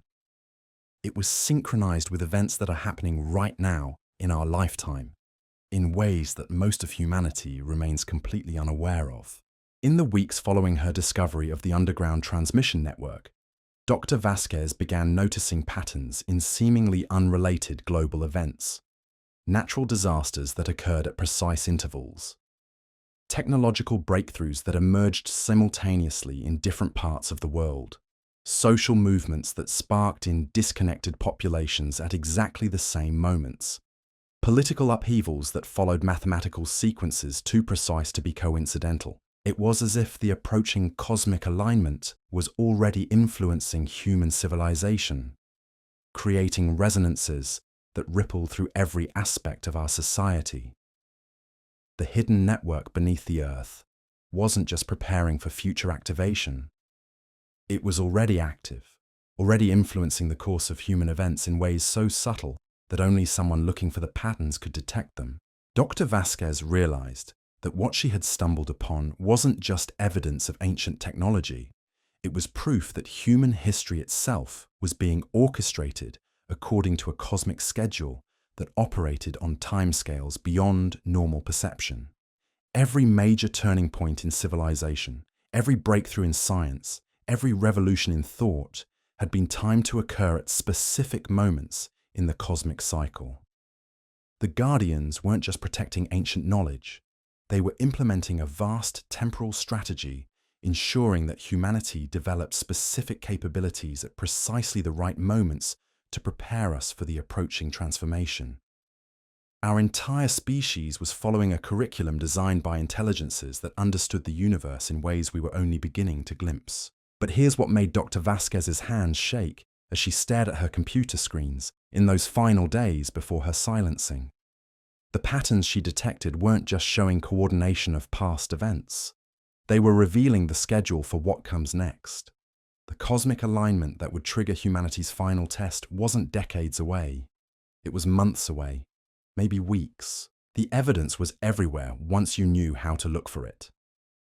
Seismic activity increasing along specific fault lines that corresponded with ancient sacred sites. Magnetic field fluctuations that followed patterns described in texts hidden for millennia. Atmospheric changes that matched predictions found in scrolls that supposedly contained only primitive mythology. The planet itself was responding to cosmic forces that were building toward a crescendo of transformation. Dr. Vasquez's final transmission, sent to a network of trusted colleagues just hours before her computers were confiscated, contained a warning that should chill every person on Earth. The countdown signals she had detected were accelerating. Whatever cosmic event they were marking wasn't following the gradual timeline she'd initially calculated. Something was causing the process to speed up, compressing centuries of planned preparation into a time frame that could be measured in months rather than years. The implications were staggering. If the Guardians had been planning humanity's preparation for cosmic alignment across centuries, if they had carefully orchestrated the release of knowledge to ensure we would be ready at the right moment, then this acceleration could be catastrophic. We might be approaching the final test before our species has completed the necessary development to pass it. This explains the increasingly desperate measures being taken by the Guardian network. The suppression of archaeological discoveries wasn't slowing down, it was intensifying. Researchers around the world were finding their projects terminated with unprecedented suddenness. Ancient sites were being sealed off with military-level security. Information that had been gradually leaking into public awareness was being aggressively contained. The Guardians weren't just protecting their secrets anymore. They were racing against time to prevent humanity from learning too much too quickly. They understood that premature exposure to cosmic truths could be as dangerous as complete ignorance. Our species needed to approach the transformation with precisely the right balance of knowledge and innocence, wisdom and wonder. But forces beyond the Guardians' control were disrupting their careful timeline. Dr. Vasquez's analysis suggested that the cosmic alignment itself was occurring ahead of schedule, driven by astronomical phenomena that even ancient texts hadn't fully predicted. The universe was presenting humanity with its final examination before our civilization had finished studying for it. In research facilities hidden beneath universities and government installations around the world, the most advanced scientists of our time were working around the clock to understand technologies that had been reverse-engineered from artifacts recovered from suppressed archaeological sites. Devices that operated according to principles that challenged fundamental laws of physics. Energy sources that seemed to draw power from dimensions beyond our current understanding. Communication systems that could transmit information instantaneously across galactic distances. These weren't theoretical research projects. They were crash programs designed to develop the technological capabilities humanity would need to survive the approaching cosmic transition. The Guardians had realized that their gradual approach was no longer sufficient. They were being forced to accelerate their own timeline, sharing knowledge that they had planned to reveal over decades in compressed periods of months or weeks. Dr. James Harrison, a theoretical physicist at Cambridge, was recruited into one of these crash programs in late 2022. His expertise in quantum mechanics and dimensional physics made him valuable for understanding artifacts that seemed to manipulate space-time itself. What he discovered in those classified laboratories challenged everything he thought he knew about the nature of reality. The ancient devices weren't just advanced technology, they were interfaces, tools designed to allow consciousness to interact directly with the fundamental structures of the universe. They could manipulate matter at the subatomic level, create energy from quantum fluctuations, and establish communication channels that transcended the normal limitations of space and time. But most remarkably, they seemed to respond to the intentions and awareness of their operators. They weren't machines in the conventional sense. They were consciousness amplifiers, devices that enhanced human mental capabilities to levels that approached cosmic awareness. Operating them successfully required not just technical knowledge, but psychological and spiritual development that took years to achieve. Dr. Harrison realized that the gradual release of knowledge over centuries hadn't just been about preventing social chaos. It had been about ensuring that humanity developed the mental and spiritual maturity necessary to use cosmic technologies responsibly. The Guardians understood that consciousness-enhancing devices in the hands of immature beings could destroy not just civilizations, but entire regions of space-time. The acceleration of the cosmic timeline meant that humanity was being asked to achieve in months what should have taken generations.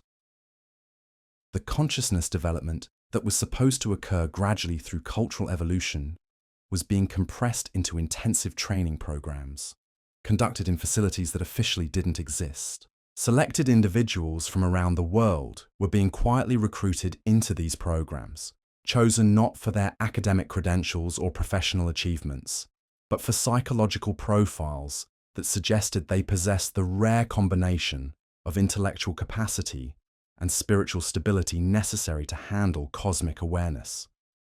They were being prepared to serve as humanity's representatives when the final cosmic alignment made contact with galactic consciousness networks inevitable. But the selection process revealed something disturbing about humanity's readiness for cosmic integration. The vast majority of people, even highly educated and accomplished individuals, lacked the psychological resilience to handle direct exposure to cosmic truth. Their minds simply couldn't process the reality of their place in a universe filled with intelligence that operated on scales beyond human comprehension. This psychological limitation wasn't a flaw in human nature. It was a protective mechanism, a mental buffer that prevented consciousness from being overwhelmed by awareness of cosmic vastness. But it also meant that the approaching transformation couldn't include everyone. Only those who had achieved sufficient psychological development would be able to participate directly in humanity's cosmic graduation. The rest of our species would experience the transformation indirectly, benefiting from the enhanced capabilities of those who could interface with cosmic consciousness networks, but remaining largely unaware of the true nature of the changes occurring around them. This wasn't abandonment or discrimination. It was recognition that consciousness evolved at different rates, and that forcing cosmic awareness on unprepared minds could cause psychological destruction rather than enlightenment. Dr. Harrison's work in the classified laboratories revealed the mechanism by which this selective transformation would occur. The ancient devices hidden around the world weren't just communication tools.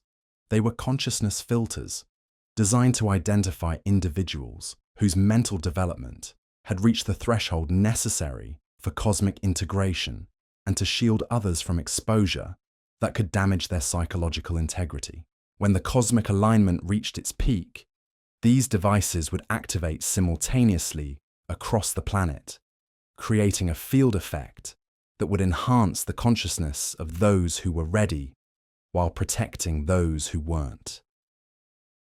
Humanity would split into two groups, not based on intelligence or education or social status, but based on the depth of consciousness development that each individual had achieved. This revelation explained the urgency behind the Guardians' recent activities. They weren't just preparing for the revelation of hidden knowledge, they were preparing for the division of humanity itself, the moment when our species would branch into two different evolutionary paths. Those who could handle cosmic consciousness would join the galactic community. Those who couldn't would continue developing at their own pace, supported and protected by their more advanced human siblings. But there was something even more profound hidden within Dr. Harrison's discoveries. The ancient devices didn't just respond to consciousness. They revealed that consciousness itself was far more complex and powerful than modern science had ever suspected. Human awareness wasn't confined to individual brains. It was part of a vast field of consciousness that connected all intelligent beings throughout the universe. The approaching cosmic alignment would strengthen this field, making it possible for human consciousness to access the collective knowledge and wisdom of countless civilizations across the galaxy. The Library of Alexandria's hidden archive wasn't just a repository of ancient human knowledge, it was an access point to the cosmic library, a vast database of information accumulated by every intelligent species that had ever achieved cosmic integration. The transformation approaching humanity wasn't just about technological advancement or spiritual development.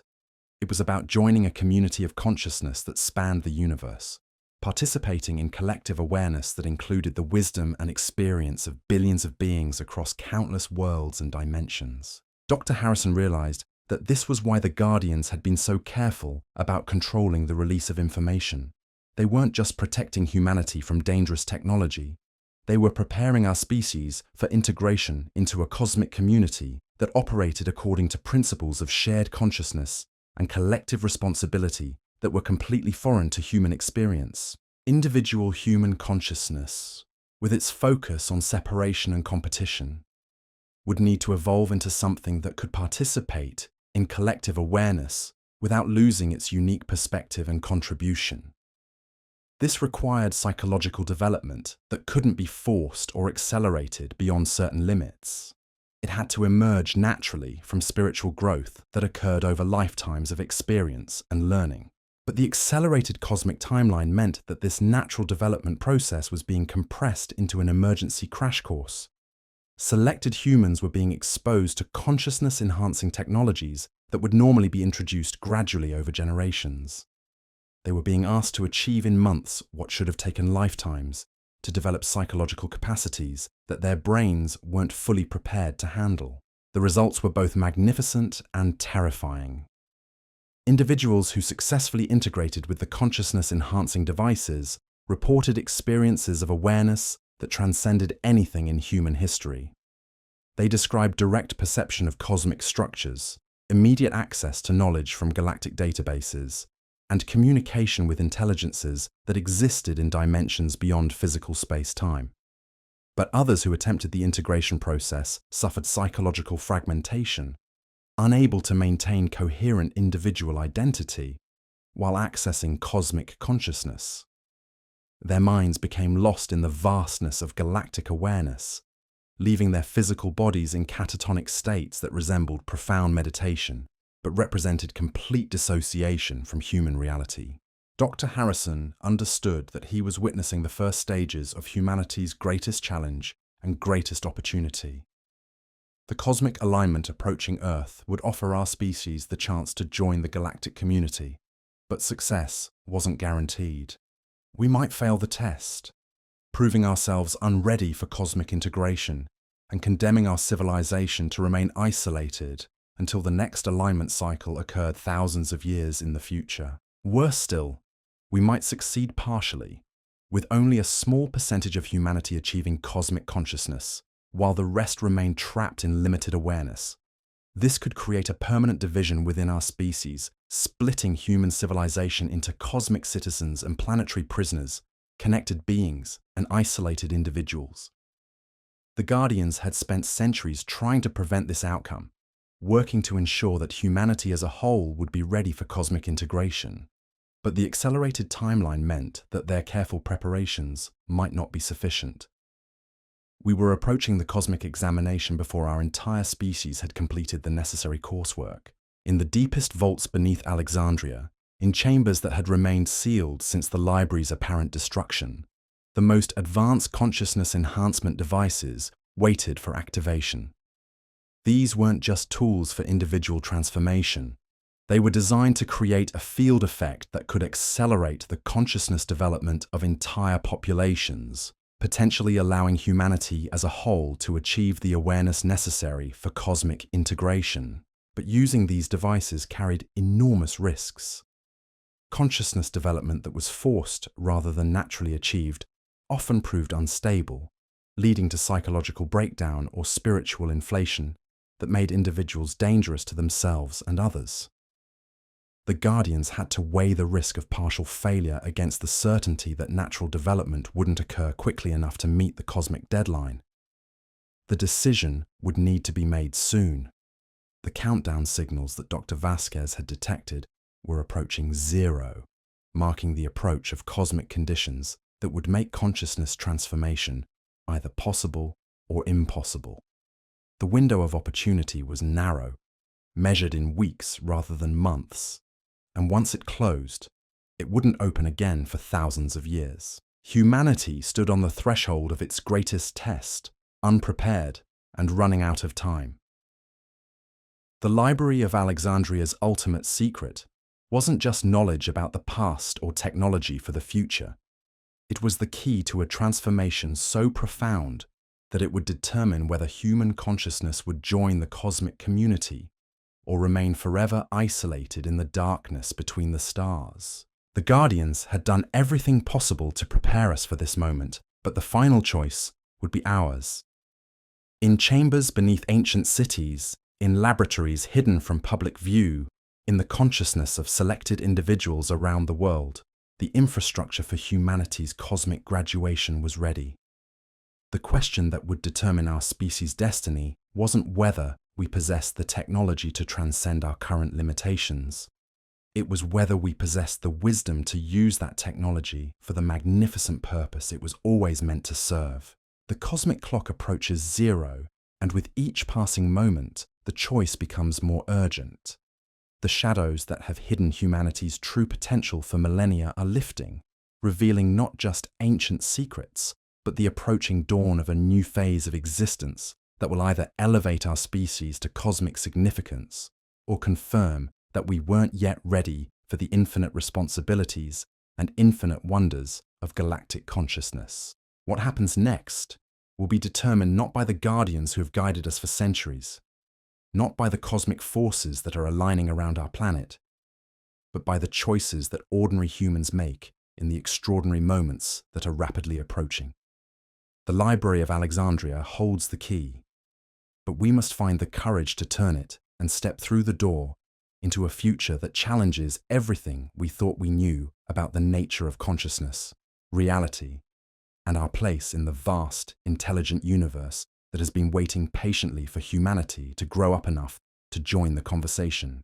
The countdown continues, marking moments until humanity's graduation examination, and the universe watches with anticipation to see whether Earth's children are ready to come home to the cosmic family they were always meant to join. The silence that follows such revelations isn't the absence of sound, but the presence of something far more profound. In the days following Dr. Harrison's integration attempts, something unprecedented began happening across the globe. Ordinary people, with no connection to classified research programs or Guardian networks, started experiencing spontaneous consciousness expansions that defied every model of human psychology. Sarah Chen, a librarian in Portland, Oregon, woke one morning in December 2022 to find that she could perceive the emotional states of every person within a 3-block radius. The sensation wasn't overwhelming or chaotic. It was like suddenly being able to see colors that had always existed but had remained invisible to human perception. She could feel the quiet desperation of the barista at the corner cafe, the suppressed excitement of children anticipating winter break, the deep loneliness of an elderly man feeding pigeons in the park. Marcus Rodriguez, a construction foreman in São Paulo, discovered that he could sense the structural integrity of buildings just by touching their walls. Not through conventional knowledge of engineering or material science, but through a direct perception that revealed stress patterns, foundation weaknesses, and potential failure points with impossible accuracy. When he tried to explain this to his supervisors, they dismissed it as intuition born of experience. But Marcus knew he was accessing information that no amount of experience could provide. Dr. Yuki Tanaka, a marine biologist in Osaka, found herself able to communicate directly with the dolphins she studied, not through sound or gesture, but through a form of consciousness transfer that allowed her to experience their perception of ocean currents, magnetic fields, and sonic landscapes that human senses couldn't detect. The dolphins seemed unsurprised by this development, as if they had been waiting for humans to develop the capacity for such communication. These weren't isolated incidents.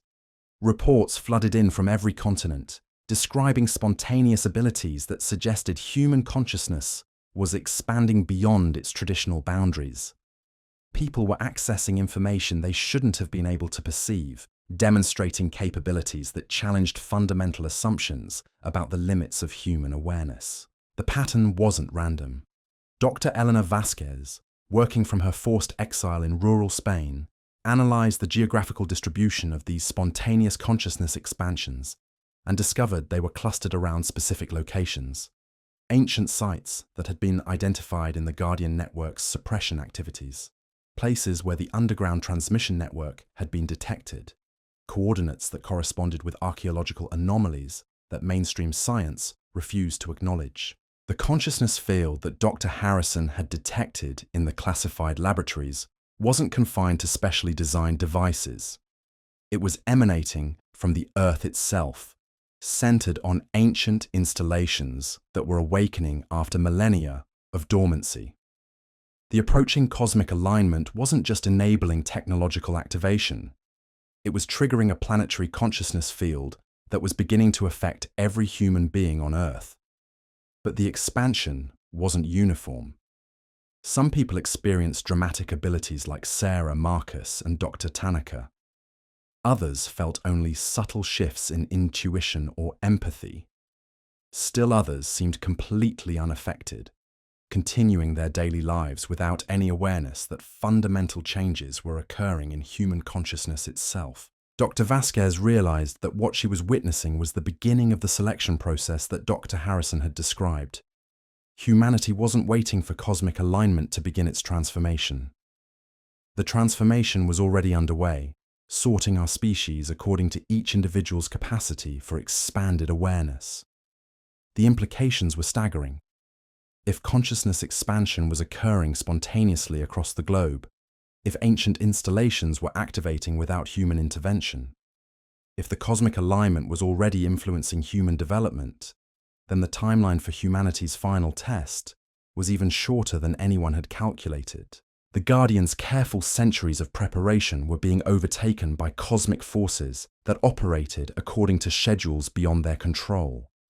The gradual approach that had served them for millennia was collapsing as natural processes accelerated beyond human ability to manage or contain. Evidence of this acceleration appeared everywhere once you knew how to look for it. Satellite imagery showed energy anomalies at ancient sites around the world.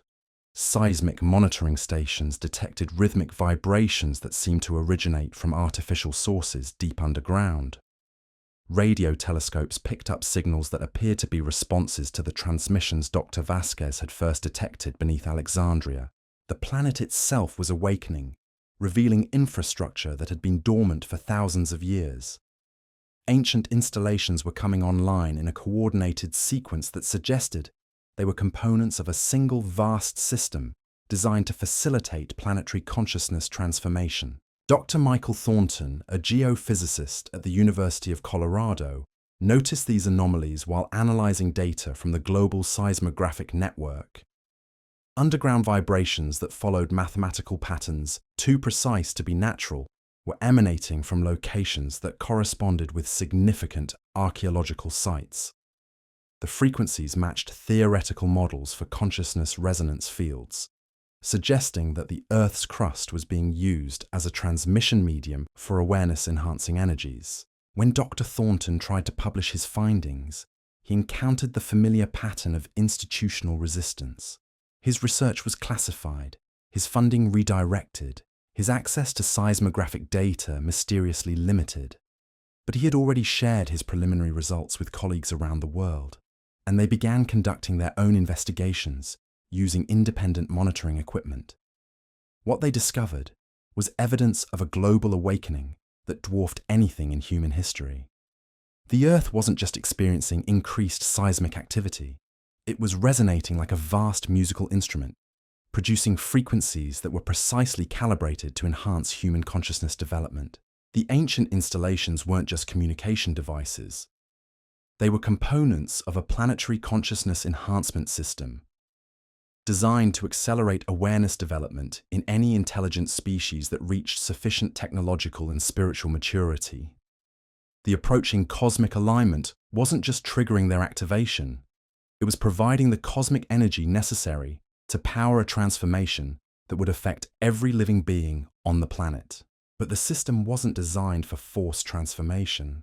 It responded to readiness, amplifying consciousness development in those who had achieved sufficient psychological stability while protecting others from exposure that could damage their mental integrity.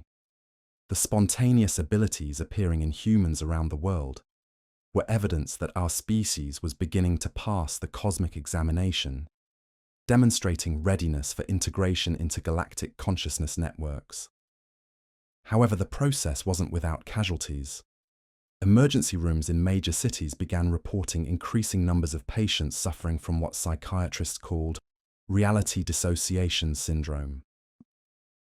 Individuals who had experienced sudden consciousness expansion, but lacked the psychological framework to integrate their new abilities. They described feeling lost in infinite awareness, unable to maintain coherent individual identity while perceiving cosmic vastness. Dr. Amanda Richardson, a psychiatrist at Johns Hopkins, was among the first to recognize that these weren't conventional mental health crises. The patients weren't suffering from delusions or hallucinations.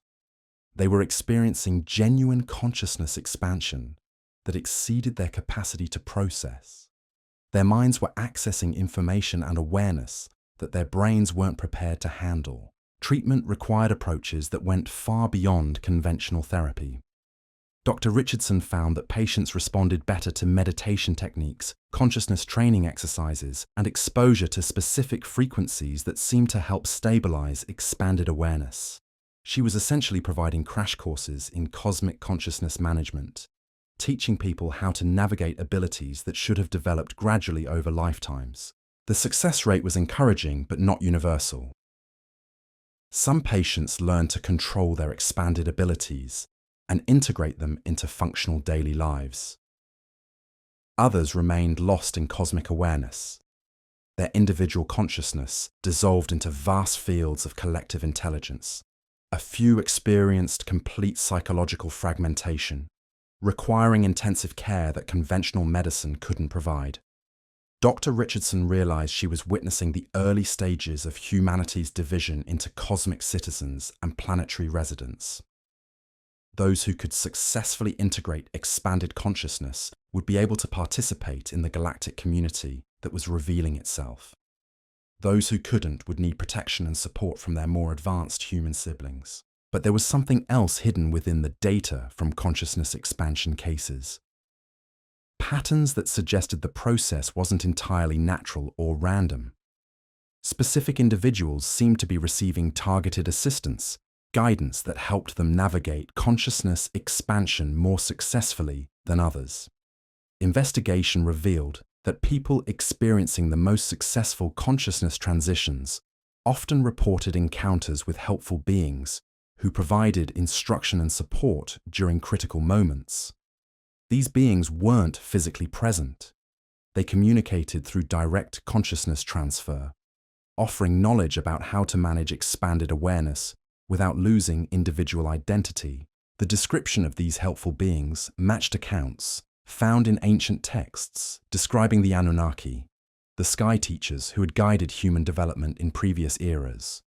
But these weren't gods or extraterrestrials in the conventional sense. They were human consciousness that had achieved cosmic integration in previous cycles, returning to assist their species during the current transformation. Dr. Richardson understood that consciousness wasn't limited to individual lifetimes or physical bodies. Advanced awareness could persist across time and space, maintaining continuity of identity while participating in collective cosmic intelligence. The beings providing guidance to expanding human consciousness were humanity's own graduates from previous cosmic alignment cycles, ancestors who had achieved integration and were now serving as teachers for the current generation. This revelation cast the entire consciousness expansion process in a new light. Humanity wasn't being transformed by external forces or alien intelligence. We were being guided by our own evolved consciousness, by what we could become if we successfully navigated the current cosmic examination. The Library of Alexandria's hidden archive wasn't just preserving ancient knowledge, it was maintaining contact with these evolved human consciousnesses, serving as a communication bridge between current humanity and its cosmic graduates. The Guardians weren't just protecting scrolls and artifacts. They were facilitating ongoing communication with humanity's own future selves. But this communication revealed something troubling about the current transformation cycle. The evolved human consciousness providing guidance was expressing urgent concern about the accelerated timeline. Previous cycles had allowed centuries for gradual consciousness development. The current acceleration was compressing that process into years or even months, creating risks that could result in massive casualties or complete transformation failure. The cosmic forces triggering early activation weren't under human control. Astronomical phenomena beyond Earth's solar system were creating conditions that required immediate response rather than gradual preparation. The universe itself was on an accelerated schedule, and human consciousness had to evolve quickly or risk being left behind. This explained the desperate measures being taken by both the Guardian network and the evolved human consciousness providing assistance. They were conducting an emergency consciousness development program, trying to prepare as many humans as possible for integration while the window of opportunity remained open. The process required unprecedented cooperation between different levels of human consciousness. Current humans had to trust guidance from evolved beings they couldn't fully comprehend. Evolved consciousness had to provide assistance without overwhelming developing awareness. The Guardians had to release information and technology at precisely the right pace to support transformation without triggering chaos. But the most critical factor was the choice that each individual human would make when confronted with the opportunity for consciousness expansion. The cosmic examination couldn't be passed through external assistance alone. It required personal commitment to growth, willingness to abandon limited identity in favor of cosmic awareness, and courage to embrace responsibility for the welfare of all consciousness throughout the universe. Sarah Chen, the Portland librarian who had first experienced spontaneous empathy expansion, found herself at the center of this cosmic choice.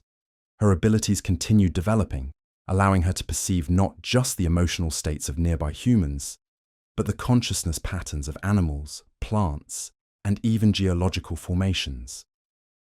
She was becoming aware of the living intelligence that permeated every aspect of the planet. But with expanded awareness came expanded responsibility. She could feel the pain of environmental destruction, the suffering of exploited beings, the fear of species facing extinction. Her consciousness was being integrated into a web of awareness that included all life on Earth, and she was expected to take action to protect and nurture that life. The choice wasn't just about personal evolution. It was about accepting cosmic citizenship with all the obligations that entailed. Sarah realized that consciousness expansion wasn't a privilege or an escape from human limitations. It was a promotion to a level of responsibility that included the welfare of entire planetary ecosystems.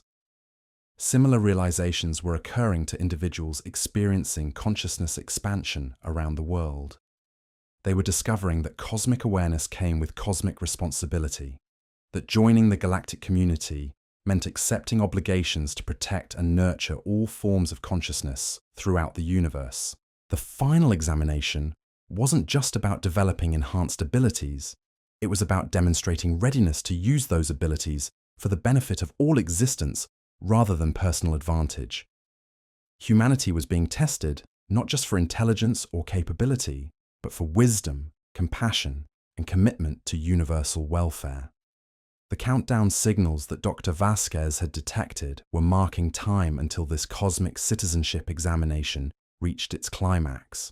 The approaching alignment would create conditions where the choice between limited individual consciousness and unlimited cosmic responsibility would become unavoidable for every human being on Earth. Those who chose cosmic citizenship would join the galactic community, accepting roles as guardians of consciousness development throughout the universe.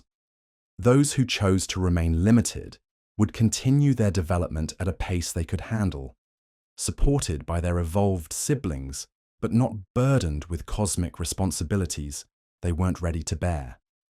But there was no middle ground.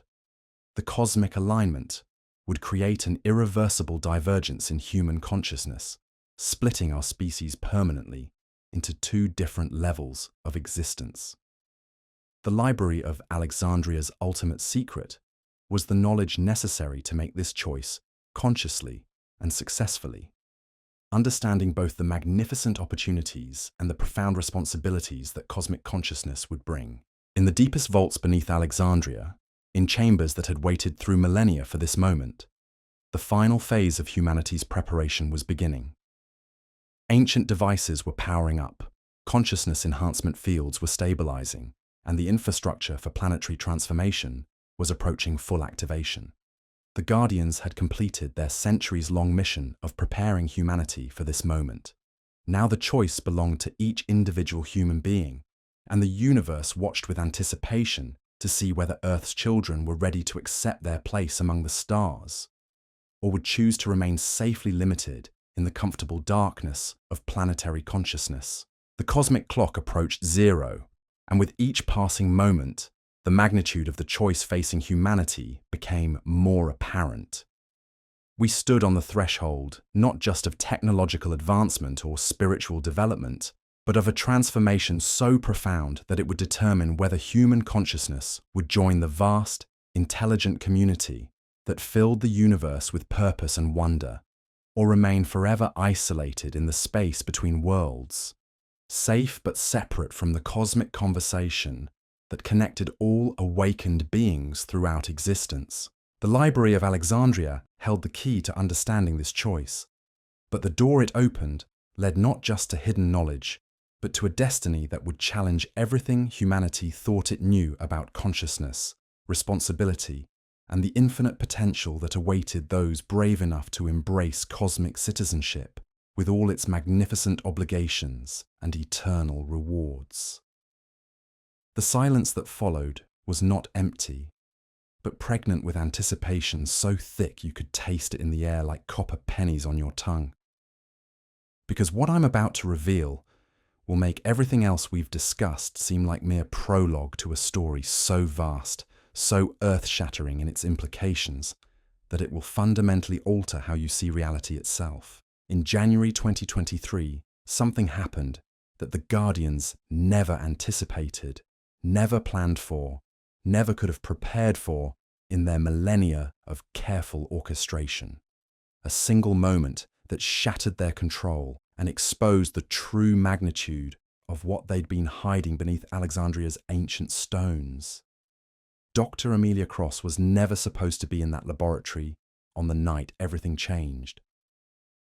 As a quantum archaeologist at Oxford, Her specialty was using particle physics to analyze ancient materials without damaging them. It was precise, methodical work that usually involved examining pottery shards and textile fragments in sterile, controlled environments. Nothing that should have prepared her for what she was about to witness.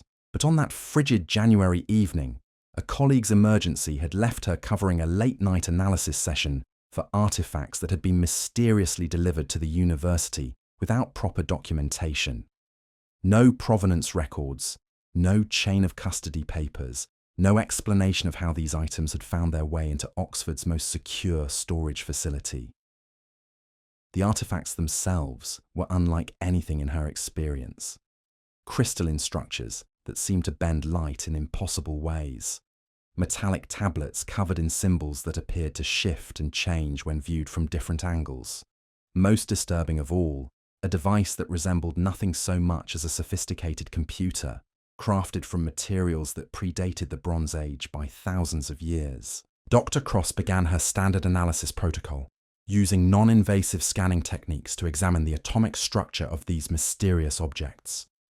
What her instruments revealed made her question not just their artifacts' origins, but the very nature of matter itself.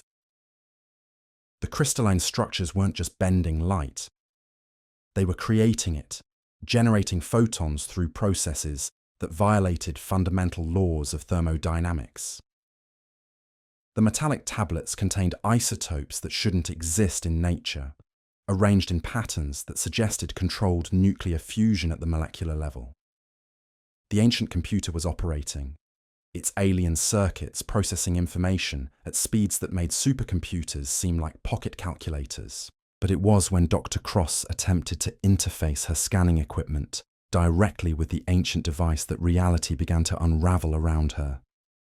The moment her quantum sensors made contact with the artifact's surface, her laboratory filled with light that wasn't quite light, sound that wasn't quite sound, and presence that wasn't quite presence. The walls of her sterile laboratory dissolved, replaced by visions of vast chambers carved from living rock, lined with shelves that stretched beyond the horizon, filled with scrolls that glowed with their own inner fire. She was standing in the true Library of Alexandria, not as it had existed in the ancient world, but as it existed now, in a dimension that overlapped with our reality but remained invisible to normal perception. The scrolls weren't made of papyrus or parchment. They were composed of crystallized consciousness, information stored in a medium that could preserve not just words and images, but thoughts, memories, and experiences in their complete, unfiltered form. Each scroll contained the entire knowledge base of a civilization, the accumulated wisdom of species that had transcended physical existence eons before humanity learned to make fire. Dr. Cross realized she wasn't just viewing the hidden archive. She was inside it, her consciousness transported through dimensions of space and time to witness the greatest repository of knowledge in the universe. The Library of Alexandria hadn't been destroyed or hidden. It had been transformed, elevated to a level of existence where it could serve as a cosmic database, accessible to any consciousness advanced enough to perceive it. But she wasn't alone in this impossible space. Figures moved between the shelves, beings that appeared human but radiated awareness so profound it made her consciousness feel like a flickering candle in the presence of the sun. They turned to look at her with eyes that held the accumulated wisdom of millennia, and she understood that she was meeting the true guardians of Alexandria's secrets. These weren't the human descendants or secret societies that had been managing information flow for centuries. These were the original inhabitants of the library, consciousness that had achieved such advanced development. They could exist simultaneously in multiple dimensions, serving as bridges between the physical world and realms of pure information. One of these beings approached her, and without speaking, transferred knowledge directly into her consciousness, not through words or images, but through complete understanding that bypassed language entirely. In an instant, she comprehended the true history of human civilization, the cosmic cycles that governed the development of consciousness throughout the universe, and humanity's role in a plan so vast it encompassed galaxies. The Earth wasn't just one planet among many. It was a nursery, carefully tended by advanced consciousness to nurture the development of new forms of awareness. Human civilization had been guided, protected, and gradually educated by beings who had themselves graduated from similar developmental processes on countless other worlds throughout the cosmos. The approaching cosmic alignment wasn't just affecting Earth. It was part of a galactic graduation ceremony that occurred at regular intervals, when conditions became optimal for planetary consciousness to transcend its physical limitations and join the community of advanced beings that served as the universe's caretakers. But Dr. Cross learned something that chilled her enhanced awareness to its core. Not every species passed this cosmic examination. The universe was littered with the remains of civilizations that had failed their graduation tests, societies that had developed sufficient technology to influence cosmic forces, but lacked the wisdom to use that power responsibly. The beings showing her these truths weren't just guardians of knowledge. They were the survivors, consciousness that had successfully navigated the transition from physical to transcendent existence. They served as teachers and guides for species approaching their own graduation moments, but they couldn't guarantee success. Each species had to earn its cosmic citizenship through choices that demonstrated wisdom, compassion, and commitment to universal welfare. Humanity was approaching its final examination, and the results were far from certain. The consciousness expansion occurring around the world was just the beginning of a test that would determine whether our species joined the cosmic community, or became another cautionary tale about the dangers of premature technological development. Dr. Cross felt herself being pulled back toward physical reality, but not before receiving one final, terrifying piece of information. The accelerated timeline that was compressing humanity's preparation wasn't accidental. Something was threatening the cosmic order itself, a force so dangerous that advanced civilizations throughout the galaxy were accelerating the graduation schedules for all developing species. The universe was preparing for a conflict that would require the participation of every form of advanced consciousness. Humanity wasn't just being invited to join the cosmic community. We were being recruited for a war that would determine the future of existence itself. As Dr. Cross's consciousness snapped back to her Oxford laboratory, she found herself surrounded by concerned colleagues who had discovered her unconscious on the floor, her equipment sparking and smoking from energy overloads that shouldn't have been possible. The mysterious artifacts had vanished, leaving no trace of their existence except for the profound knowledge that now burned in her enhanced awareness. She tried to explain what she had experienced, but found that human language was inadequate to convey the magnitude of what she had learned. The concepts she had absorbed existed beyond the boundaries of conventional thought, requiring forms of communication that humanity hadn't yet developed. Dr. Cross realized she had become something new, a bridge between human consciousness and cosmic awareness. But she also understood that she wasn't unique. Around the world, other individuals were having similar experiences, each serving as a node in a growing network of enhanced human consciousness that was preparing for the final phase of our species' cosmic examination. The guardians who had protected Alexandria's secrets for centuries weren't disappearing. They were evolving, transforming from human agents into something that transcended physical existence entirely. Their centuries of service had prepared them for roles as humanity's representatives in the cosmic community, bridges between our developing species and the advanced consciousness that governed the universe. But their transformation left a vacuum in the protection of cosmic knowledge. The ancient devices and hidden technologies that had been carefully managed for millennia were becoming accessible to humans who lacked the wisdom to use them safely. The approaching cosmic alignment was weakening the barriers between dimensions, making it possible for ordinary people to stumble upon artifacts that could reshape reality itself. Dr. Cross understood that she had been chosen for a specific purpose. Her unique combination of scientific training and enhanced consciousness made her capable of serving as a translator, helping other humans understand the cosmic knowledge that was becoming available while protecting them from information that could destroy their sanity or their souls. The true Library of Alexandria wasn't hidden beneath the ancient city. It existed in a realm of pure consciousness that overlapped with physical reality at specific locations around the world. The archaeological sites that had been suppressed and protected weren't just hiding artifacts. They were access points, dimensional gateways that allowed properly prepared consciousness to enter the cosmic database. The countdown that Dr. Vasquez had detected wasn't marking time until technological activation. It was measuring the approach of conditions that would make these dimensional gateways permanently accessible to human consciousness. The cosmic alignment would tear away the veils that separated physical reality from the realm of pure information, giving humanity direct access to knowledge that had been carefully rationed for millennia. But access to cosmic knowledge came with cosmic responsibility.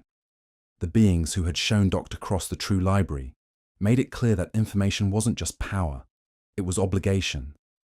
Every piece of knowledge gained created duties to use that knowledge for the benefit of all consciousness throughout the universe. Humanity was being offered membership in a community that spanned galaxies, but membership came with requirements that most humans weren't prepared to accept. Cosmic citizens didn't just enjoy enhanced abilities and expanded awareness. They served as guardians of developing consciousness throughout the universe, accepting responsibility for the welfare of species they would never meet on planets they would never visit.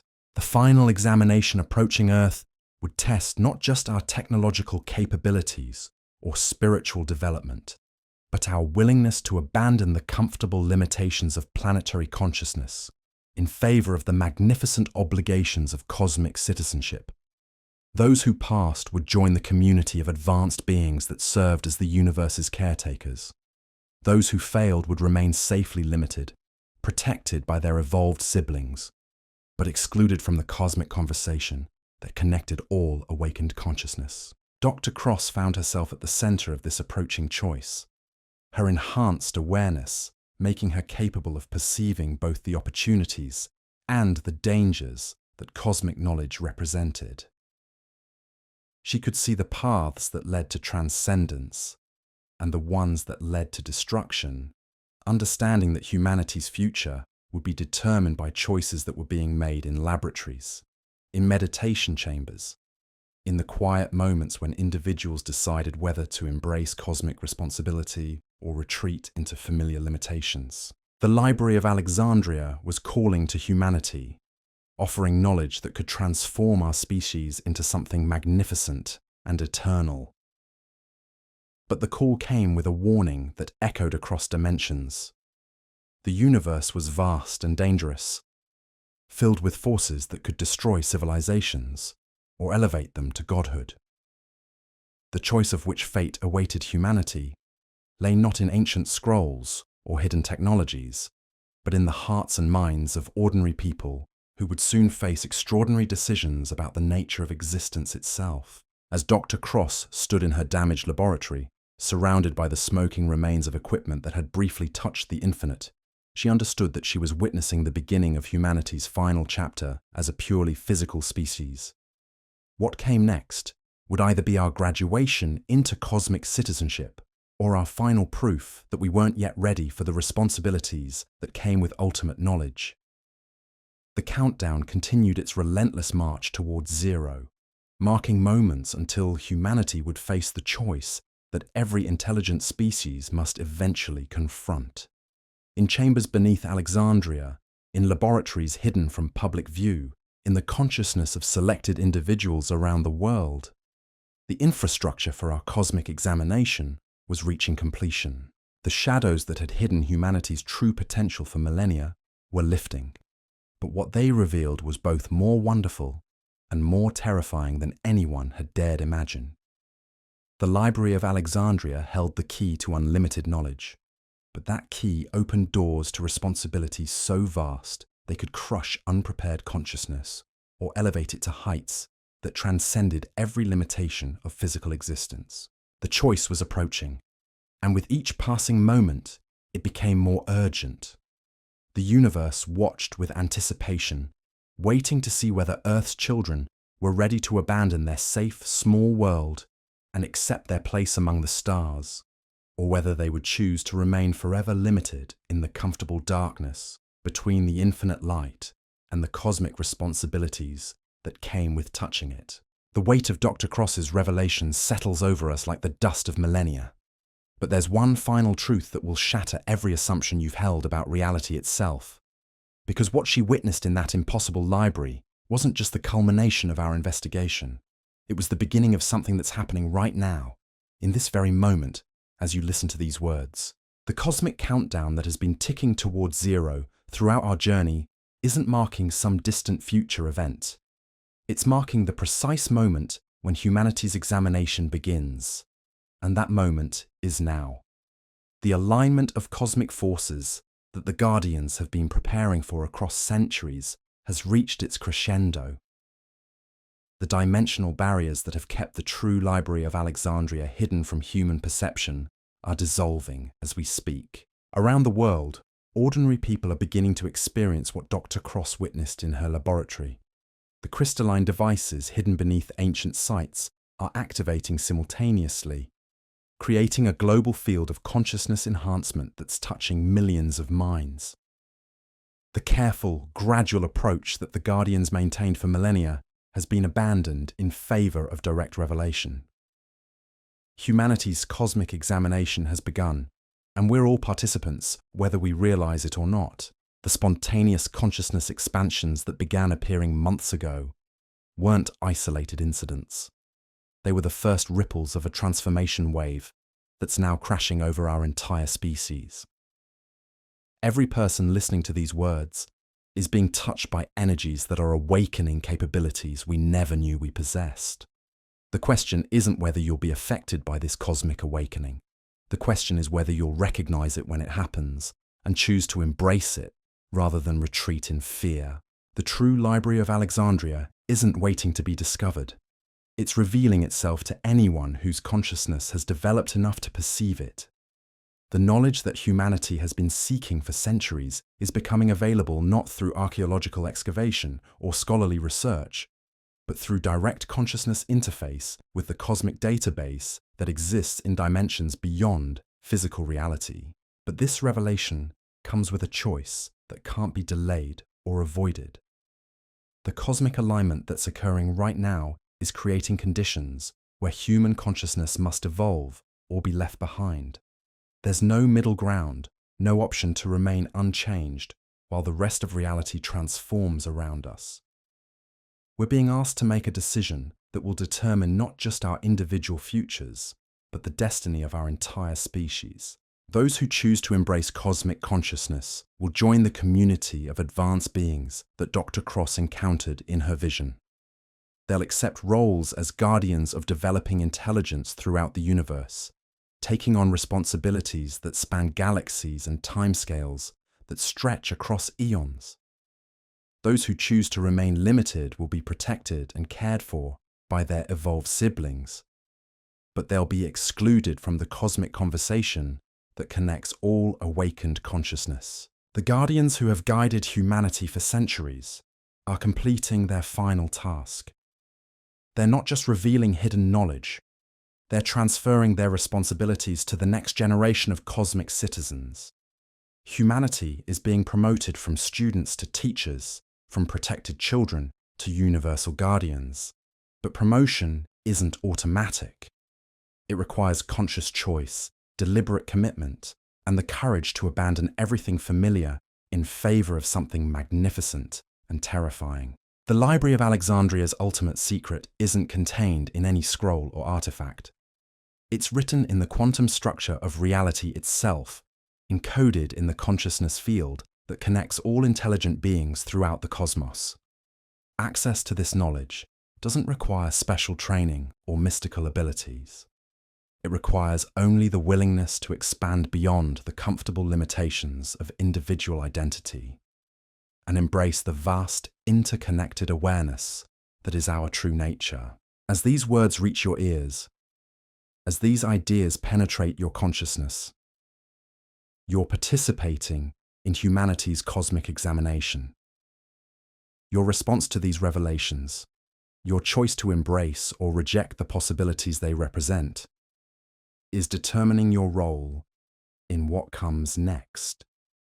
The universe is watching, not with judgment, but with hope that Earth's children are ready to join the eternal conversation between worlds. The countdown has reached 0. The cosmic alignment is complete. The dimensional barriers have dissolved. The true Library of Alexandria stands open before humanity, offering knowledge that could transform our species into something magnificent and eternal. But the door requires a conscious choice to walk through it, abandoning the safety of limitation for the infinite responsibilities and infinite rewards of cosmic citizenship. The choice is yours. The choice is now. The universe waits with infinite patience and infinite love for your answer. Will you step through the door into cosmic consciousness, or will you choose the comfort of familiar boundaries? Whatever you decide, know that you're not alone. The community of awakened beings throughout the cosmos stands ready to welcome new members who demonstrate the wisdom and courage necessary to handle ultimate knowledge with ultimate responsibility. The Library of Alexandria calls to you across dimensions, offering not just hidden secrets, but transformation beyond every limitation you've ever accepted. The shadows have lifted, the veils have fallen. The choice that will determine humanity's cosmic destiny rests in your hands, in your heart, in the depths of consciousness that connect you to every awakened being throughout the infinite universe. The examination is complete. The results await your decision. Choose wisely, for the cosmos itself hangs in the balance, and the future of consciousness depends on the courage of those willing to embrace their true nature as citizens of the stars.